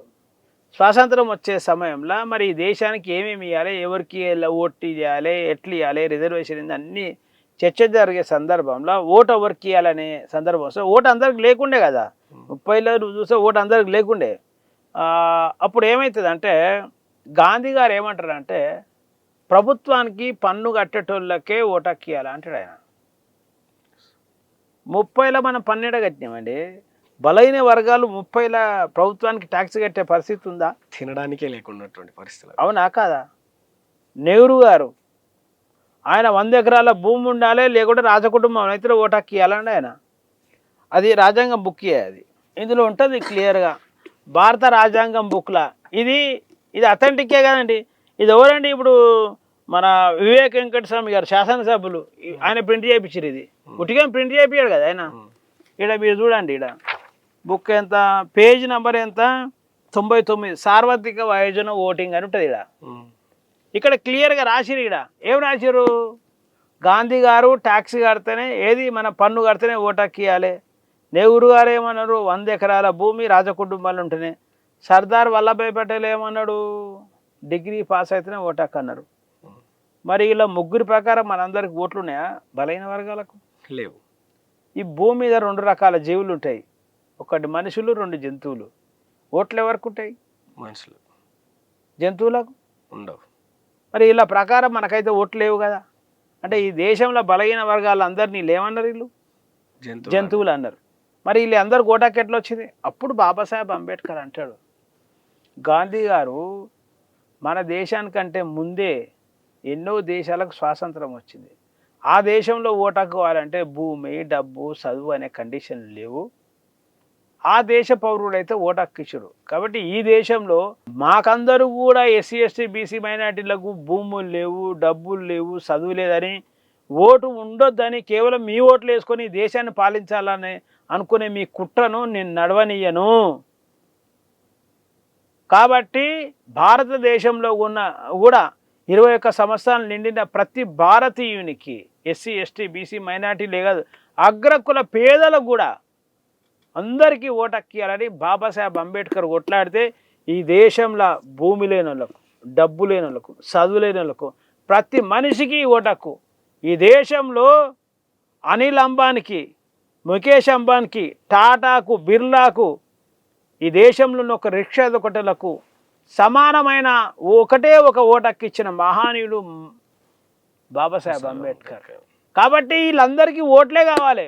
ఈ దేశంలో గాంధీ గారు, నెహ్రూ గారు, సర్దార్ వల్లభాయ్ పటేల్ గారు ఈ దేశంలో బలహీన వర్గాలందరినీ జంతువులుగా ఉండడానికి ప్రయత్నం చేశారు. జంతువులుగా ఉంచడానికి మనందరినీ మనిషిని చేసింది బాబాసాహెబ్ అంబేద్కర్. ఇలా నేను బీటెక్ చదువుకున్నాండి, నేను సర్పంచ్ అయినా. ఒకవేళ ఇలా కండిషన్ ప్రకారం నాకు ఓటు ఉండదు, నేను బాలపూర్ల సర్పంచ్ ఎట్లా అయిటోని? వీళ్ళ లెక్క ప్రకారం నాకు ఓటు ఉండదు, నేను బాలపూర్ల కౌన్సిలర్ ఎట్లా అవుతోని? వీళ్ళ లెక్క ప్రకారం నేను ఓటు లేకపోతే నేను బాలపూర్ల కార్పొరేటర్ ఎట్లా అయిటోని? ఇలా నేను చాలా గర్వంగా నేను బాలపూర్ సర్పంచ్ చేసిన, బాలపూర్ మన బడంగపేట మున్సిపల్ కౌన్సిలర్ చేసిన, బడంగపేట మున్సిపల్ కార్పొరేటర్ చేసిన, డిప్యూటీ మేయర్ చేసిన అని ఇంత గర్వంగా చెప్పుకునే అవకాశం బాబాసాహెబ్ అంబేద్కర్ వాళ్ళు వచ్చింది నాకు. దీన్ని అడ్డుకోవడానికి చూసింది ఎవరు ఈ దేశంలో? గాంధీ, నెహ్రూ, సర్దార్ వల్లభాయ్ పటేల్. కాబట్టి నేనేమంటున్నా అంటే ఇప్పుడు 5 సంవత్సరాలకు ఒకసారి ఈ ఎస్సీ ఎస్టీ బీసీ మైనార్టీలు అందరి దగ్గరకు వచ్చి అందరు బతిలాడుతున్నారు ఎవరైతే ఉన్నారో వాళ్ళందరికీ. దానికి కారణం బాబాసాహెబ్ అంబేద్కర్. కాబట్టి మనము ఈ సారా పాకెట్లకు, వైన్స్కు, లేకపోతే 500, 1000 రూపాయలకు ఓట్లకు మనము అమ్ముడుపోకుండా మనం బాబాసాహెబ్ అంబేద్కర్కు ఓటేయాలండి. కాంగ్రెస్ పార్టీలో ఎవరు ఉంటారండి? గాంధీ గారు ఉంటారు. అవునా కాదా? ఏమన్నాడు ఆయన? నిన్ను జంతువు అన్నాడు. మరి జంతువు అని ఆయన ఓటేస్తే నువ్వు ఎట్లా డెవలప్ అవుతావు? జంతువు బాగుపడుతుందా అండి? జంతువు ఏం పని చేస్తుంది తెలుసా? మనిషి బాగు కోసం పనిచేస్తుంది. జంతువు మనిషి బాగు కోసం పనిచేస్తుంది. తింటుంది, పని చేస్తుంది, పండుకుంటుంది, చచ్చిపోతుంది. ఇల్లు కట్టుకుంటుందా? కట్టుకుంటుందా? ఇవాళ ఎవరు అడుగుతున్నారు నిన్ను? ఇందిరా మీరు ఎవరు అడుగుతురా? అందరూ మనం ఎస్సీ ఎస్టీ బీసీలు అడుగుతాం. రెడ్డిలు ఇల్లు అడుగుతురా? అడగట్లేదు. కమ్మళ్ళు అడుగుతురా? వెల్మళ్ళు అడుగుతురా? బ్రాహ్మణ్స్ అడుగుతురా? వైశ్యులు అడుగుతురా? ఎస్సీలే అడుగుతురు. అంటే ఈ దేశంలో ఇంకా మీకు ఓట్లు వేసినందుకు జంతువులాగా చూస్తారు మమ్మల్ని. మీరు అంటారు నేను ఇండ్లు అడిగే పరిస్థితి కాడ మీరు ఉంచారు కదా ఇలా. కాబట్టి అంబేద్కర్కి ఓటు వేస్తే ఈరోజు మీకు ఇండ్లు మేము ఇచ్చే పరిస్థితికి వస్తుంది. అయినా మేము అట్లా అంటలేము. మీరు అట్లా రావాలని మా కోరిక లేదు. మీలాగా మా వాళ్ళందరూ కావాలని కోరుకుంది కానీ మీరు మాలాగా పేదరికం కావాలి, మీకు అంచివేత జరగాలి, మీకు వేస జరగాలని మాకు లేదు. అందరం సమానంగా ఉండాలని కోరుకున్నాం. అందుకే కదా బాబాసాహెబ్ అంబేద్కర్ ఈ దేశంలో కుల వివక్షతను ఎదుర్కొన్నా కానీ గురైనా కానీ అందరికీ అన్ని అవకాశాలు ఇప్పించింది బాబాసాహెబ్ అంబేద్కరే కదా. నిజంగా వాళ్ళు అనుకున్నట్టే, ఆ ముగ్గురు అనుకున్నట్టే ఓటు హక్కు అనేది కొంతమందికి ఇచ్చుంటే ఈ జనాల పరిస్థితి ఎట్లుండేది అంటారు?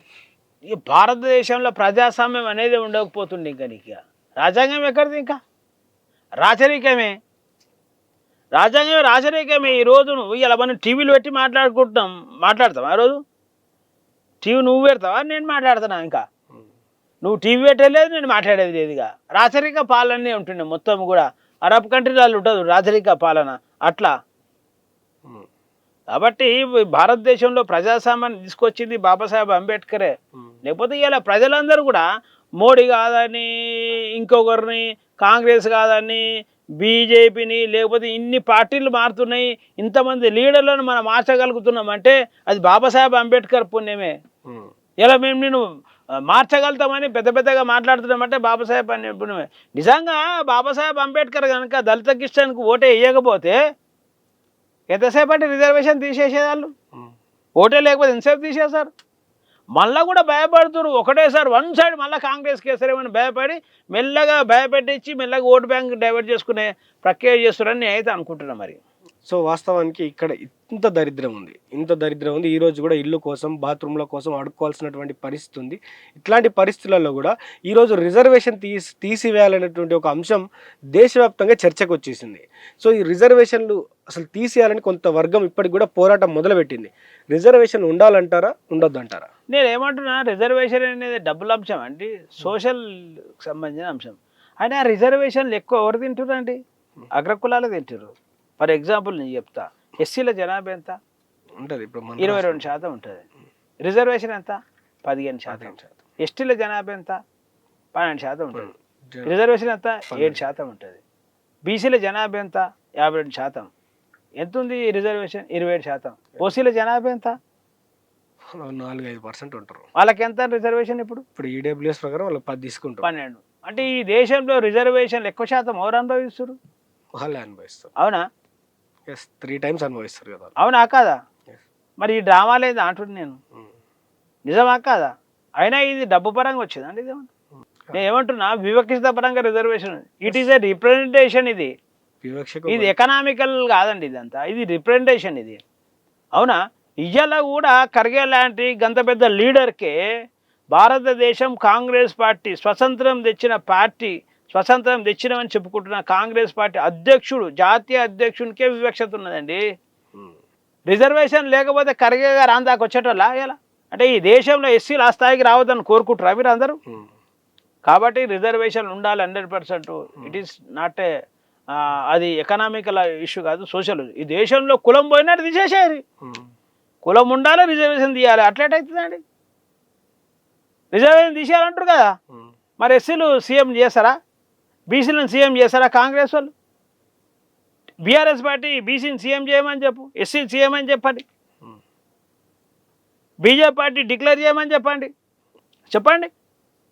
కాబట్టి రిజర్వేషన్ అంశం అనేది సామాజిక అంశం, అది ఎకనామికల్ అంశం. కాబట్టి ఖచ్చితంగా రిజర్వేషన్ ఉంటుంది. అయినా కానీ రిజర్వేషన్లను మొత్తం కూడా నిర్వీర్యం చేస్తుండే కదండి. ఉద్యోగాలే లేవు.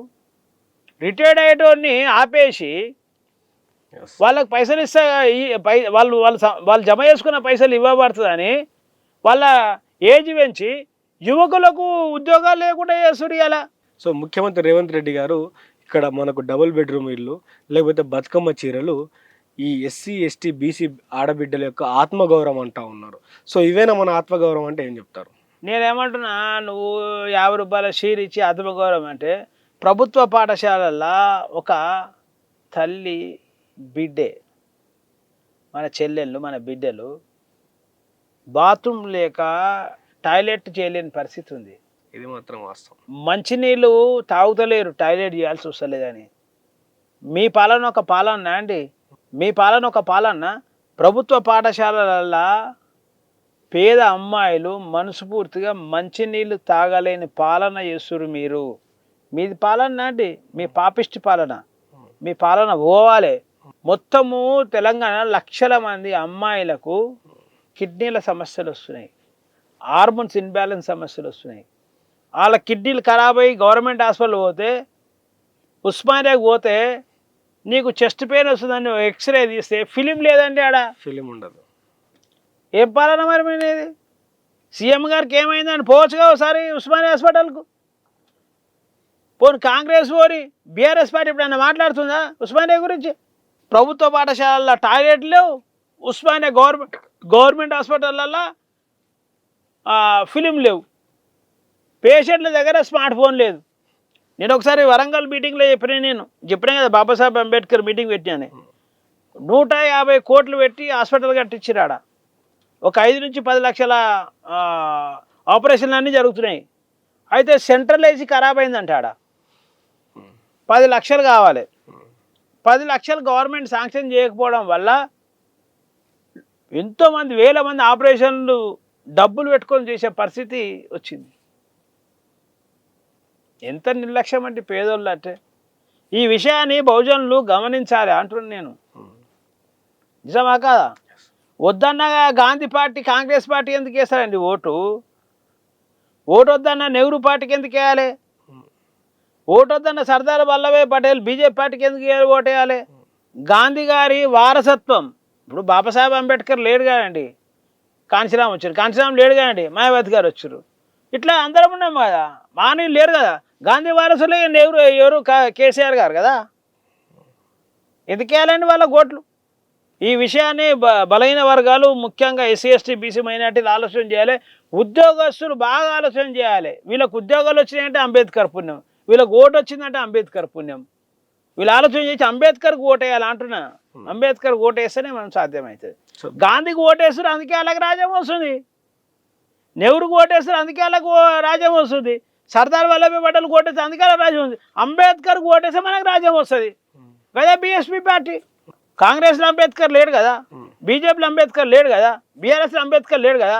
బహుజన్ సమాజ్ పార్టీలోనే బాబాసాహెబ్ అంబేద్కర్ వచ్చాడు కాబట్టి ఓటు వేయాలి బాబాసాహెబ్ అంబేద్కర్. బాబాసాహెబ్ అంబేద్కర్ ఓటు అంటే ఏనుగు గుర్తు అనే విషయం స్పష్టం చేస్తాం. సో తెలంగాణ రాష్ట్రాన్ని కొట్లాడి సాధించుకున్నాం, ఆంధ్రోల దగ్గర నుంచి కొట్లాడి సాధించుకున్నాం. సో సాధించుకున్నటువంటి తెలంగాణ ఎట్లా ఉన్నది? సో తెలంగాణ అనుకున్నటువంటి తెలంగాణ వచ్చిందా? సో ఇంకా ఎలాంటి మార్పులు వస్తే ఈ తెలంగాణ బాగుపడతాను మీరు అనుకో? కొట్లాడమని చెప్పింది అగ్రవర్ణాలు, కొట్లాడింది బహుజనులు. వాస్తవం. కొట్లాడమని చెప్పింది అగ్రవర్ణాలు, కొట్లాడింది బహుజనులు. తెలంగాణ వచ్చింది అగ్రవర్ణాలకు, మనకు అదే పరిస్థితి ఉంది. నిజంగా ఆంధ్రోళ్ళు అన్యాయం చేస్తున్నారని చెప్పారు తెలంగాణ ప్రజల మీద. నిజమా కాదా? చెప్పారు. మరి ఇయ్యాలి ఎందుకు అన్యాయం జరుగుతుంది? మనకు మన పాలన జరిగితే మనకు అన్యాయం జరగదు అని చెప్పారు. నిజమా కాదా? కాళేశ్వరం 1,50,000 పెట్టి కట్టిరండి, ప్రభుత్వ పాఠశాలలు ఎందుకు బాగు చేస్తలేరు? కమిషన్లు రావు కాబట్టి. అంతే కదండి. గవర్నమెంట్ హాస్పిటల్ ఎందుకు చేస్తలేరు? దాని గురించి మాట్లాడితే పైసలు ఓడియాడు, పని చేసే పైసలు రావు, ప్రజలు బాగుపడతారు. ముఖ్యంగా ఎస్సీ ఎస్టీ బీసీ మైనార్టీలు బాగుపడతారు. ఇలా కాళేశ్వరం గురించి కాంగ్రెస్ మాట్లాడుతుంది, ఇంకేమైనా మాట్లాడితే సీఎం గారి తమ్ముల గురించి బీఆర్ఎస్ పార్టీ మాట్లాడుతుంది. అంటే వీళ్ళ గురించి మాట్లాడితే వీళ్ళు ఎవరైనా వాళ్ళకి పైసలు ఇస్తారని, ఆ కాళేశ్వరం ప్రాజెక్టు మాట్లాడితే వీళ్ళకి పైసలు ఇస్తారని. పైసలు వచ్చే దాని మీద విమర్శించుకుంటుంది తప్ప పేద ప్రజలు బాగుపడే గవర్నమెంట్ స్కూళ్ళ మీద, గవర్నమెంట్ కాలేజీల మీద, గవర్నమెంట్ హాస్పిటల్ మీద ఎందుకు మాట్లాడతలేరండి? ఈ రెండింటి పార్టీని విమర్శిస్తుంది కదా బీజేపీ. పోనీ బీజేపీ ఎప్పుడైనా మాట్లాడుతుందా? మరి కాబట్టి అణగారిన వర్గాలు బాగుపడాలంటే ఈ వర్గాలకే అధికారం ఉండాలి. అది బీఎస్పీ పార్టీతోనే సాధ్యం, ఇంకే పార్టీతో సాధ్యం కాదు అంటున్నాను. సో ఇట్లాంటి రాజకీయాలు ఉన్నటువంటి తరుణంలో విద్యార్థులు మొన్న కాక్రోచ్ జనతా పార్టీ పేరుతోటి నిన్న జార్ఖండ్లో ఇక్కడ రాష్ట్ర ప్రభుత్వాన్ని ముక్కు నేల రాసి ఇచ్చారు, అక్కడ కేంద్ర ప్రభుత్వాన్ని ముక్కు నేల రాయించినటువంటి పరిస్థితిలో ఉన్నది. సో ఇట్లాంటి ఉద్యమాలకు విద్యార్థులు ముందుండి నడిపిస్తూ ఉన్నారు. సో వారికి బీఎస్పీ పార్టీ సహకారం ఉంటుందా? బీఎస్పీ పార్టీ ఎంత మేరకు వారికి సహకరిస్తూ ఉంది? ఇక్కడ మీరు ఒక విషయం గమనించాలి. మాయావతి గారు ఆల్రెడీ ట్వీట్ చేసిరు బైంజీ గారి విషయంలో. మీరు ఢిల్లీలో పోరాటం జరిగింది, బీజేపీకి వ్యతిరేకంగా జరిగింది, అవునా కాదా? అక్కడ కాంగ్రెస్ రాహుల్ గాంధీ అందరు పోయిర్రు, నిజమా కాదా? విద్యార్థులు గెలిచిర్రు. మళ్ళీ అక్కడ జార్ఖండ్లో పోయే వరకు శిబు సోరెన్, మళ్ళీ అది కాంగ్రెస్ అనుకూలమైన గవర్నమెంట్. మళ్ళీ ఆడేమైంది, బీజేపీ వాళ్ళు మళ్ళీ విద్యార్థులకు బంద్ చేసిర్రు. ఏం డ్రామా అంటే ఇదంతా? విద్యార్థులు ఇండిపెండెంట్ పోరాటం చేయాలంటుంది బీఎస్పీ పార్టీ, నిజమా కాదా? ఇండిపెండెంట్గా చేయాలి, వాళ్ళ ఉచ్చుల పడవద్దు అంటున్నాను నేను, నిజమా కాదా? మీరు చూడండి, కనిపిస్తూ ఉంది అందరికీ, అవునా కాదా? విద్యార్థుల భవిష్యత్తు నాడుకోండి. మీరు రాజకీయాల కోసం విద్యార్థుల భవిష్యత్తును ఖరాబ్ చేయొద్దు అంటున్నాను నేను. విద్యార్థుల నాయకులు కూడా ఆలోచన చేయాలి ఈ విషయాన్ని. ఢిల్లీలోనేమో కాంగ్రెస్ మద్దతు చేస్తుంది, జార్ఖండ్లో బీజేపీ మద్దతు చేస్తుందా? ఒకవేళ ఈ కాంగ్రెస్ పార్టీ ఢిల్లీలో మద్దతు చేసినప్పుడు జార్ఖండ్లో కూడా చేయాలి కదా. జార్ఖండ్లో మరి బీజేపీ మద్దతు చేసినప్పుడు ఢిల్లీలో కూడా బీజేపీ మద్దతు చేయాలి కదా. ఈ విషయాన్ని బైంజీ గారు గమనించి ట్వీట్ చేసిరు క్లియర్గా. కాబట్టి విద్యార్థులకు మేము బీఎస్పీ పార్టీ పరంగా ఏం చెప్తున్నామంటే, మీరు గమనించండి, విద్యార్థులు జ్ఞానం ఉన్నోళ్ళు, చదువుకున్నోళ్ళు, జ్ఞానం మీకు అంతా నాలెడ్జ్ ఉంది. కాబట్టి మిమ్మల్ని వాడుకునే పార్టీల కోసం కాకుండా మీ హక్కుల కోసం మీరు పోరాటం చేసే, ఈ దేశంలో జరిగిన అవినీతి గురించి, ఈ లీకుల ప్రభుత్వాల గురించి పోరాటం చేస్తే తప్పులేదు. కానీ వాళ్ళ ముసుగులో పాటు పనిచేసే మాత్రం ఖచ్చితంగా విద్యార్థుల భవిష్యత్తు ఆగమయ్యే పరిస్థితి ఉంటుంది. సో తెలంగాణలో నిరుద్యోగులు పోరాడుతూ ఉన్నారు. సో నిరుద్యోగులు కూడా ఆ స్థాయిలో పోరాడాల్సినటువంటి అవసరం ఉందా? ఇప్పుడు నిరుద్యోగులు కూడా ఎట్లయిపోయిందంటే, ఇప్పుడు ఈసారి ఇప్పుడు అధికార పార్టీ ఇప్పుడు ఏం చేస్తారని టీఆర్ఎస్ ఉండే కదా, టీఆర్ఎస్ ఉన్నప్పుడు కాంగ్రెస్ పోరాటం చేసింది, కాంగ్రెస్ వెంబడి వచ్చారు. మళ్ళీ కాంగ్రెస్ పార్టీ ఇప్పుడు వచ్చింది, మళ్ళీ ఇప్పుడు టీఆర్ఎస్ వెంబడి పోతున్నారు. కానీ వాళ్ళు దొంగలే. మనమందరం కలిసి ఒక పేదల ప్రభుత్వాన్ని తెచ్చుకుందాం, మనమందరం కలిసి పేదల ప్రభుత్వం, ఒక నీతి ప్రభుత్వం తెచ్చుకుందాం. ఇప్పుడు విద్యార్థులు అంటే ఎవరండి? ఉద్యోగాలు ఎవరు అడుగుతారండి? కమ్మలు, రెడ్డిలు, వెలుమలు అడుగుతారా ఏమైనా? ఎస్సీ, ఎస్టీ, బీసీ, అవునా కాదా? ఈ బిడ్డలకు హక్కులు ఇచ్చింది ఎవరండి ఈ దేశంలో? బాబాసాహెబ్ అంబేద్కర్ పార్టీ ఏదండి? బీఎస్పీ పార్టీ కదా. మరి విద్యార్థులు అందరూ కూడా మరి బహుజన్ సమాజ్ పార్టీకి మద్దతు చేసి అధికారం తెచ్చుకొని లీకులు లేని ప్రభుత్వం మన పాలన మనం చేసుకుంటే సరిపోతుంది కదా. ఈ పార్టీ ఈరోజు ఈ పార్టీకి మద్దతు చేస్తున్నాం, ఈ పార్టీని వ్యతిరేకిస్తున్నాం, మళ్ళీ అది రాగానే దాన్ని వ్యతిరేకిస్తున్నాం. మళ్ళీ ఇప్పుడు మళ్ళీ బీఆర్ఎస్ వస్తే బాగుండని మళ్ళీ అనుకుంటున్నాం. ఇదేం ఆలోచన చెప్పండి? 100% బీఆర్ఎస్ ఏం న్యాయం చేయలేదు, అది లీకుల ప్రభుత్వమే. ఇవి కాంగ్రెస్ కూడా లీకుల ప్రభుత్వమే. కాబట్టి ఎందుకు ఈ లీకులు చేస్తారంటే, వీళ్ళు ఇంజనీరింగ్లో లీక్ అయితే లేదు, ఎక్కువ కాలేజీలు అయిపోయినాయి, అవునా? ఇంకోటి ఆ జేఈని కంప్యూటర్ సెలెక్షన్ చేస్తుంది కాబట్టి కంప్యూటర్కి స్వార్థం ఉండదు కదా, అది లీక్ చేయదు కదా. నువ్వు లీక్ చేస్తే ఎవరు చేస్తున్నా తెలిసిపోతాడా? ఇప్పుడు ఏ సిస్టమ్ కాడికెళ్ళి లీక్ అయితే తెలిసిపోతుంది. ఇది నీట్ ఏందండి, మనిషి తయారు చేసిన పేపర్. ఇంకోటి సీట్లు తక్కువ, డిమాండ్ ఎక్కువ. ఇంకోటి వాళ్ళ వర్గాలకు ఇవ్వాలంటే ఇప్పుడు ఎవరండి, ఇప్పుడు కార్పొరేట్ సంస్థలు ఎవరు నడుచురండి? ఇవన్నీ ఎడ్యుకేషన్ ఇన్స్టిట్యూషన్ ఎవరైతే ఉన్నారో వాళ్ళు చేస్తారు కదా, అవునా కాదా? అవి ఎవరుకున్నాయండి? కాబట్టి వాళ్ళకు పేరు రావాలని వాళ్ళు లీక్ చేసేసుకొని వాళ్ళ వర్గాలకు లాభం చేసుకొని ఈ అణగారిన వర్గాల పిల్లల్ని ఆగం చేయడానికి ఎంత పెద్ద కుట్ర జరుగుతుందనే విషయం గమనించాలి. కాబట్టి నీటిని కూడా ఆ కంప్యూటరైజ్డ్ క్వశ్చన్ పేపర్ తయారు చేయగలిగితే మనం కొంచెం వరకు దాన్ని మనం తగ్గించవచ్చు. ఒక అత్యంత ముఖ్యమైన ప్రశ్న అడుగుతా, ఏంటంటే బాబాసాహెబ్ అంబేద్కర్ ఈ దేశంలో ఎవడు ఒప్పుకున్నా ఒప్పుకోకపోయినా ఓ మహనీయుడు, అందరికంటే గొప్పవాడు. సో ఆయన బొమ్మను కరెన్సీ నోటు మీద ఈ రోజుకు పెట్టకపోవడానికి గల కారణాలు ఏంటంటే ఏమంటారు? వివక్షతనే కదా నేను చెప్పిన. ఇప్పుడు భారతదేశంలో గాంధీని అందరి వాడు అంటారు, బాబాసాహెబ్ అంబేద్కర్ ఇయ్యాల కూడా దళిత నాయకుడు అంటారు. కానీ భారతదేశంలో అందరికీ ఓటు హక్కు ఇచ్చింది అంబేద్కరు, కొందరికి ఓటు హక్కు అనేది గాంధీ. అందరి వారు ఎవరు ఈడ?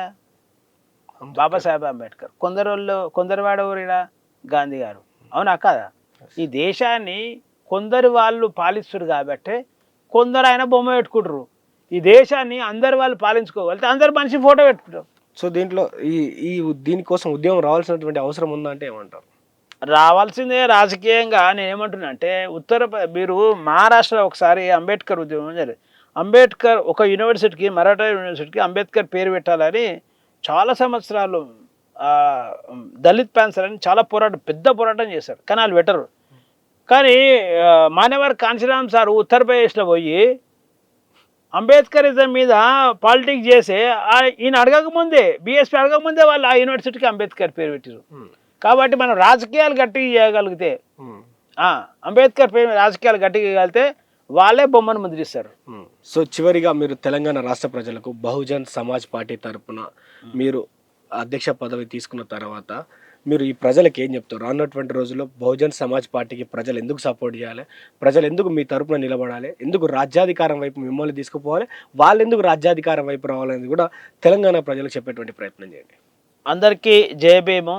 ముఖ్యంగా ఎస్సీ, ఎస్టీ, బీసీ, మైనార్టీ మరియు అగ్రకుల పేదలకు మీరు ఒకసారి ఆలోచన చేయండి. మనం ఈ తెలంగాణ రాష్ట్రంలో ఉమ్మడి ఆంధ్రప్రదేశ్ ఉన్నప్పుడు కాంగ్రెస్ పార్టీని అధికారం తీసుకొచ్చిన మనమే, టీడీపీని అధికారం తీసుకొచ్చింది మనమే. తర్వాత తెలంగాణ రాష్ట్రం పోరాటం చేసి బీఆర్ఎస్ని అధికారం తెచ్చింది మనమే. ఇలా కాంగ్రెస్ పార్టీని కూడా అధికారం తీసుకొచ్చింది. ఎందుకంటే వీఆర్ మెజారిటీ పీపుల్. మనం ఎక్కువ ఓట్లు ఉన్నాయి కాబట్టి మనం ఓట్లు వేస్తేనే వాళ్ళు గెలుస్తారు. బలవంతంగా వేస్తున్నామా, ఇష్టంతోనే వేస్తున్నామా, అయిష్టంతోనే వేస్తున్నామా, లేకపోతే డబ్బులు తీసుకొని వేస్తున్నామా, మందు తీసుకొని వేస్తున్నామా, ఎట్లా వేస్తున్నామా, మనమందరం ఓట్లు వేస్తేనే వీళ్ళ పాలన వస్తుంది. కానీ మన పిల్లలకి ఏం జరుగుతుంది ఒకసారి మీరు ఆలోచన చేయండి. ఈ దేశంలో గాంధీ గారి సిద్ధాంతం మీద ఏర్పడిన పార్టీ కాంగ్రెస్ పార్టీ. అది దేశంలో కావచ్చు, రాష్ట్రంలో కావచ్చు. మీకందరికీ అంటే మనందరికీ గాంధీ గారు ఓటు హక్కు వద్దన్నారు. ఈ దేశంలో ఎస్సీ, ఎస్టీ, బీసీ, మైనార్టీలు జంతువుల్లాగా జీవించాలని కోరుకున్న వ్యక్తి గాంధీ గారు. ఎందుకంటే 1932లో ప్రభుత్వానికి పన్ను కడితేనే ఓటు హక్కు అంటే మన డబ్బులే లేవు, మనము కూలీలం అందరము. ఆ రోజు డబ్బు అనేది లేదు, ప్రభుత్వానికి ట్యాక్స్ కట్టే పరిస్థితి ఎక్కడిది? ఈరోజే లేదు, ఆ రోజు ఎక్కడిది? కాబట్టి దేశంలో ఓటు హక్కే లేదు అంటే ఇక క్లియర్గా నీకు ఏమొద్దు ఈ దేశంలో అనే దాని మీద ఆయన గాంధీ గారు ప్రపోజల్ చేశారు. అదే ప్రయత్నాన్ని నెహ్రూ గారు కూడా చేశారు. 100 ఎకరాల భూమి అన్నాడు, ప్లస్ రాజకుటుంబాలకు అన్నాడు. మనం ఎట్లా అంటారని కుటుంబాలము, బలైన వర్గాల కుటుంబాలము 100 ఎకరాలు లేనే లేవు. కాబట్టి ఆయన అదే ప్రయత్నం చేసిండు, మనం జంతువులాగా జీవించేటట్టు చేయడానికి ప్రయత్నం చేసిండు. సర్దార్ వల్లభాయ్ పటేల్ గారు కూడా ఆయన కూడా అదే అన్నాడు. ఆయన ఏమన్నాడు? డిగ్రీ పాస్ అయితే అన్నాడు. ఇంకోటి రిజర్వేషన్ విషయం అయితే ఒక అడుగు ముందుకేసి అన్నాడు. ఈ సాగలలో, మంగళూరులోకి, మాలూరులోకి, మాదిగోళ్ళకి రిజర్వేషన్లు ఎందుకు అని కూడా అన్నాడు ఆయన. కాబట్టి గాంధీ గారు కాంగ్రెస్ పార్టీలో ఉంటాడు, నెహ్రూ కాంగ్రెస్ పార్టీలో ఉంటాడు, సర్దార్ వల్లభాయ్ పటేల్ ఈరోజు బీజేపీ నెత్తిరెత్తుకొని తిరుగుతున్నది. అవునా కదా? ఇక్కడ ఉన్న బీఆర్ఎస్ పార్టీ గాంధీ వారసత్వమే కదా. అవునా కాదా? నిజమా కాదా? కాబట్టి కాంగ్రెస్ పార్టీలో బాబాసాహెబ్ అంబేద్కర్ లేడు, బీఆర్ఎస్లో లేడు, బీజేపీలో లేడు. వీళ్ళు ముగ్గురు ఉన్న పార్టీలు ఇవి కదా. వీళ్ళకి ఓట్లేయడం వల్ల మనం జంతువులం అంటే ఎట్లా డెవలప్ అవుతామండి? కాము కదా. మనం మనుషులను చేసింది అలా ఈ సమాజంలో విలువ వచ్చింది. 5 సంవత్సరాలకు ఒకసారి ప్రభుత్వాన్ని మార్చే అవకాశం వచ్చింది. బలవంతంగానో అయిష్టంగానో ఎవరో ఒక లీడర్ను మనం ఎంచుకునే అవకాశాన్ని ఇచ్చింది భారతదేశంలో బాబాసాహెబ్ అంబేద్కర్. బాబాసాహెబ్ అంబేద్కర్ మనకి ఇలా ఓటిచ్చిండు అనే విషయం మీరు మర్చిపోవద్దు. కాబట్టి బాబాసాహెబ్ అంబేద్కర్కు ఓటేసి తప్ప మన జీవితాలు మారవి. బాబాసాహెబ్ అంబేద్కర్కు ఓటేయడం వల్ల ఏం జరుగుతుంది అంటే మన పిల్లల్ని ఎవరైతే దాడులు, అన్యాయాలు, అత్యాచారాలు చేస్తారో వాళ్ళకి శిక్షలు పడతాయి. దానికి సాక్ష్యమే ఉత్తరప్రదేశ్లో బహుజన్ సమాజ్ పార్టీ ప్రభుత్వం, మాయావతి గారు మన వర్గాలపై దాడులు చేసిన, అన్యాయం చేసి, అత్యాచారం చేసిన, జైలుకు పంపించిన చరిత్ర ఉన్నది. ఇది అబద్ధం, నిజం కదా. చరిత్ర అంటేనే నిజం. కాబట్టి ఈరోజు ప్రభుత్వ పాఠశాల మన పిల్లలు చదువుకుంటే టాయిలెట్ పోయలేని పరిస్థితి మన పిల్లలది, మంచినీళ్ళు తాగలేని పరిస్థితి, గవర్నమెంట్ హాస్పిటల్లో ఒక ఫిలిం లేని పరిస్థితి, విద్యను వైద్యాన్ని ప్రైవేట్ రంగం చేసి ఆ విద్య వైద్యము ఈ 2 రంగాలను మొత్తం బిజినెస్ పరంగా వాడుకొని మన ప్రజలకు మొత్తం కూడా సంపాదించిన పైసలను వాళ్ళకే పోయేటట్టు చేసిన ఈ కాంగ్రెస్, బీఆర్ఎస్, బీజేపీ ప్రభుత్వాలకు ఓట్లు వేయకుండా మనం బహుజన్ సమాజ్ పార్టీకి బాబాసాహెబ్ అంబేద్కర్ గారు అంటే ఆయన ఆలోచనతో ఏర్పడిన ఈ పార్టీకి మనం ఓటేసి మన పిల్లల భవిష్యత్తును మనమే మార్చుకోవాలని తెలియజేస్తూ, మరి మీరందరూ కూడా ఏనుగు గుర్తుకు ఓటేసి మన పిల్లల భవిష్యత్తు, మన భవిష్యత్తు మనము ఈ కాంగ్రెస్కు రెడ్డలు మార్చుకున్నట్టు, బీఆర్ఎస్ను వెలుమలు మార్చుకున్నట్టు, మరి ఈ మనువాదులు బీజేపీని మార్చుకున్నట్టు బహుజనుల మందరం కూడా బహుజన్ సమాజ్ పార్టీకి మద్దతు తెలిపి, ముఖ్యంగా విద్యార్థులు, ఉద్యోగస్తులు, మీకు ఉద్యోగం వచ్చింది బాబాసాహెబ్ పోరాటం వల్ల, మీరు చదువుకుంది బాబాసాహెబ్ వల్ల, మీరు ఇలా రక్షించబడుతుంది బాబాసాహెబ్ అంబేద్కర్ వల్ల. కాబట్టి ఎస్సీ ఎస్టీ ఉద్యోగులు, చదువుకున్నలు అందరూ కూడా బీఎస్పీకి ఓటేసి మరి తెలంగాణలో బహుజన రాజ్యం సాధించడానికి మీరందరూ కూడా కలిసి రావాలని బీఎస్పీ పార్టీ రాష్ట్ర అధ్యక్షునిగా, ఇబ్రాహిం శేఖర్గా, ఓ తమ్మునిగా, ఒక అన్నగా, మీ కొడుకుగా మీ అందరికీ అపీల్ చేస్తూ సెలవు తీసుకున్నా. జై భీమ్, జై భారత్. థ్యాంక్ యూ అన్న. జై భీమ్. ఇది ఇబ్రాహిం శేఖర్ గారితో ఇంటర్వ్యూ. సో చాలా అంశాలు మాట్లాడడం జరిగింది, ఒక్కటని కదా. అసలు మనం రాజ్యాధికారాన్ని ఎట్లా కోల్పోయినాం, ఎందుకు రాజ్యాధికారం వైపు అడుగులేకపోతున్నాం, ఎందుకు ఇంకా దారిద్ర్యాన్ని అనుభవిస్తూ ఉన్నాం, ఎవరు ఈ దరిద్రానికి కారణం, ఎందుకు ఇంకా కూడా రిజర్వేషన్లు తీసేయాలని కుట్ర జరుగుతూ ఉంది. సో ఉన్నటువంటి రిజర్వేషన్లు వాళ్ళు ఎందుకు ఉన్నటువంటి 4%, 12% ఎందుకు అనుభవిస్తూ ఉన్నారు. సో ఇవన్నీ అంశాలు కూడా మనం చాలా గొప్పగా మాట్లాడుకోవడం జరిగింది. ఆయన కూడా రానున్నటువంటి రోజుల్లో బహుజన్ సమాజ్ పార్టీని ఎంత మేరకు నేను తీసుకురాగలను, ఎంత మేరకు నేను పోరాటం చేయగలను, సో దీనికి విద్యార్థులు, ఉద్యోగాలు, మిగతా వాళ్ళందరూ కూడా కలిసికట్టుగా వస్తే మనం బహుజన్ సమాజ్ పార్టీని, బహుజన ప్రజలందరినీ కూడా రాజ్యాధికారం వైపు తీసుకురావచ్చు. కాబట్టి ఆయన కూడా ప్రజలకు అప్పీల్ చేయడం జరిగింది. మరి చూద్దాం రానున్నటువంటి రోజుల్లో బహుజన ప్రజలందరూ కూడా మరి బహుజన్ సమాజ్ పార్టీని నెత్తినెత్తుకొని, ఏనుగు గుర్తును నెత్తినెత్తుకొని మరి పార్టీకి ఎంత మేరకు మద్దతు తెలుపుతారు, ఎంత మేరకు ఈ నాయకుని నమ్ముతారు, ఇక్కడ ఉన్నటువంటి బహుజన్ సమాజ్ పార్టీని నమ్ముతారో కూడా వేచి చూద్దాం. చూస్తూనే ఉండండి దిశ టీవీ.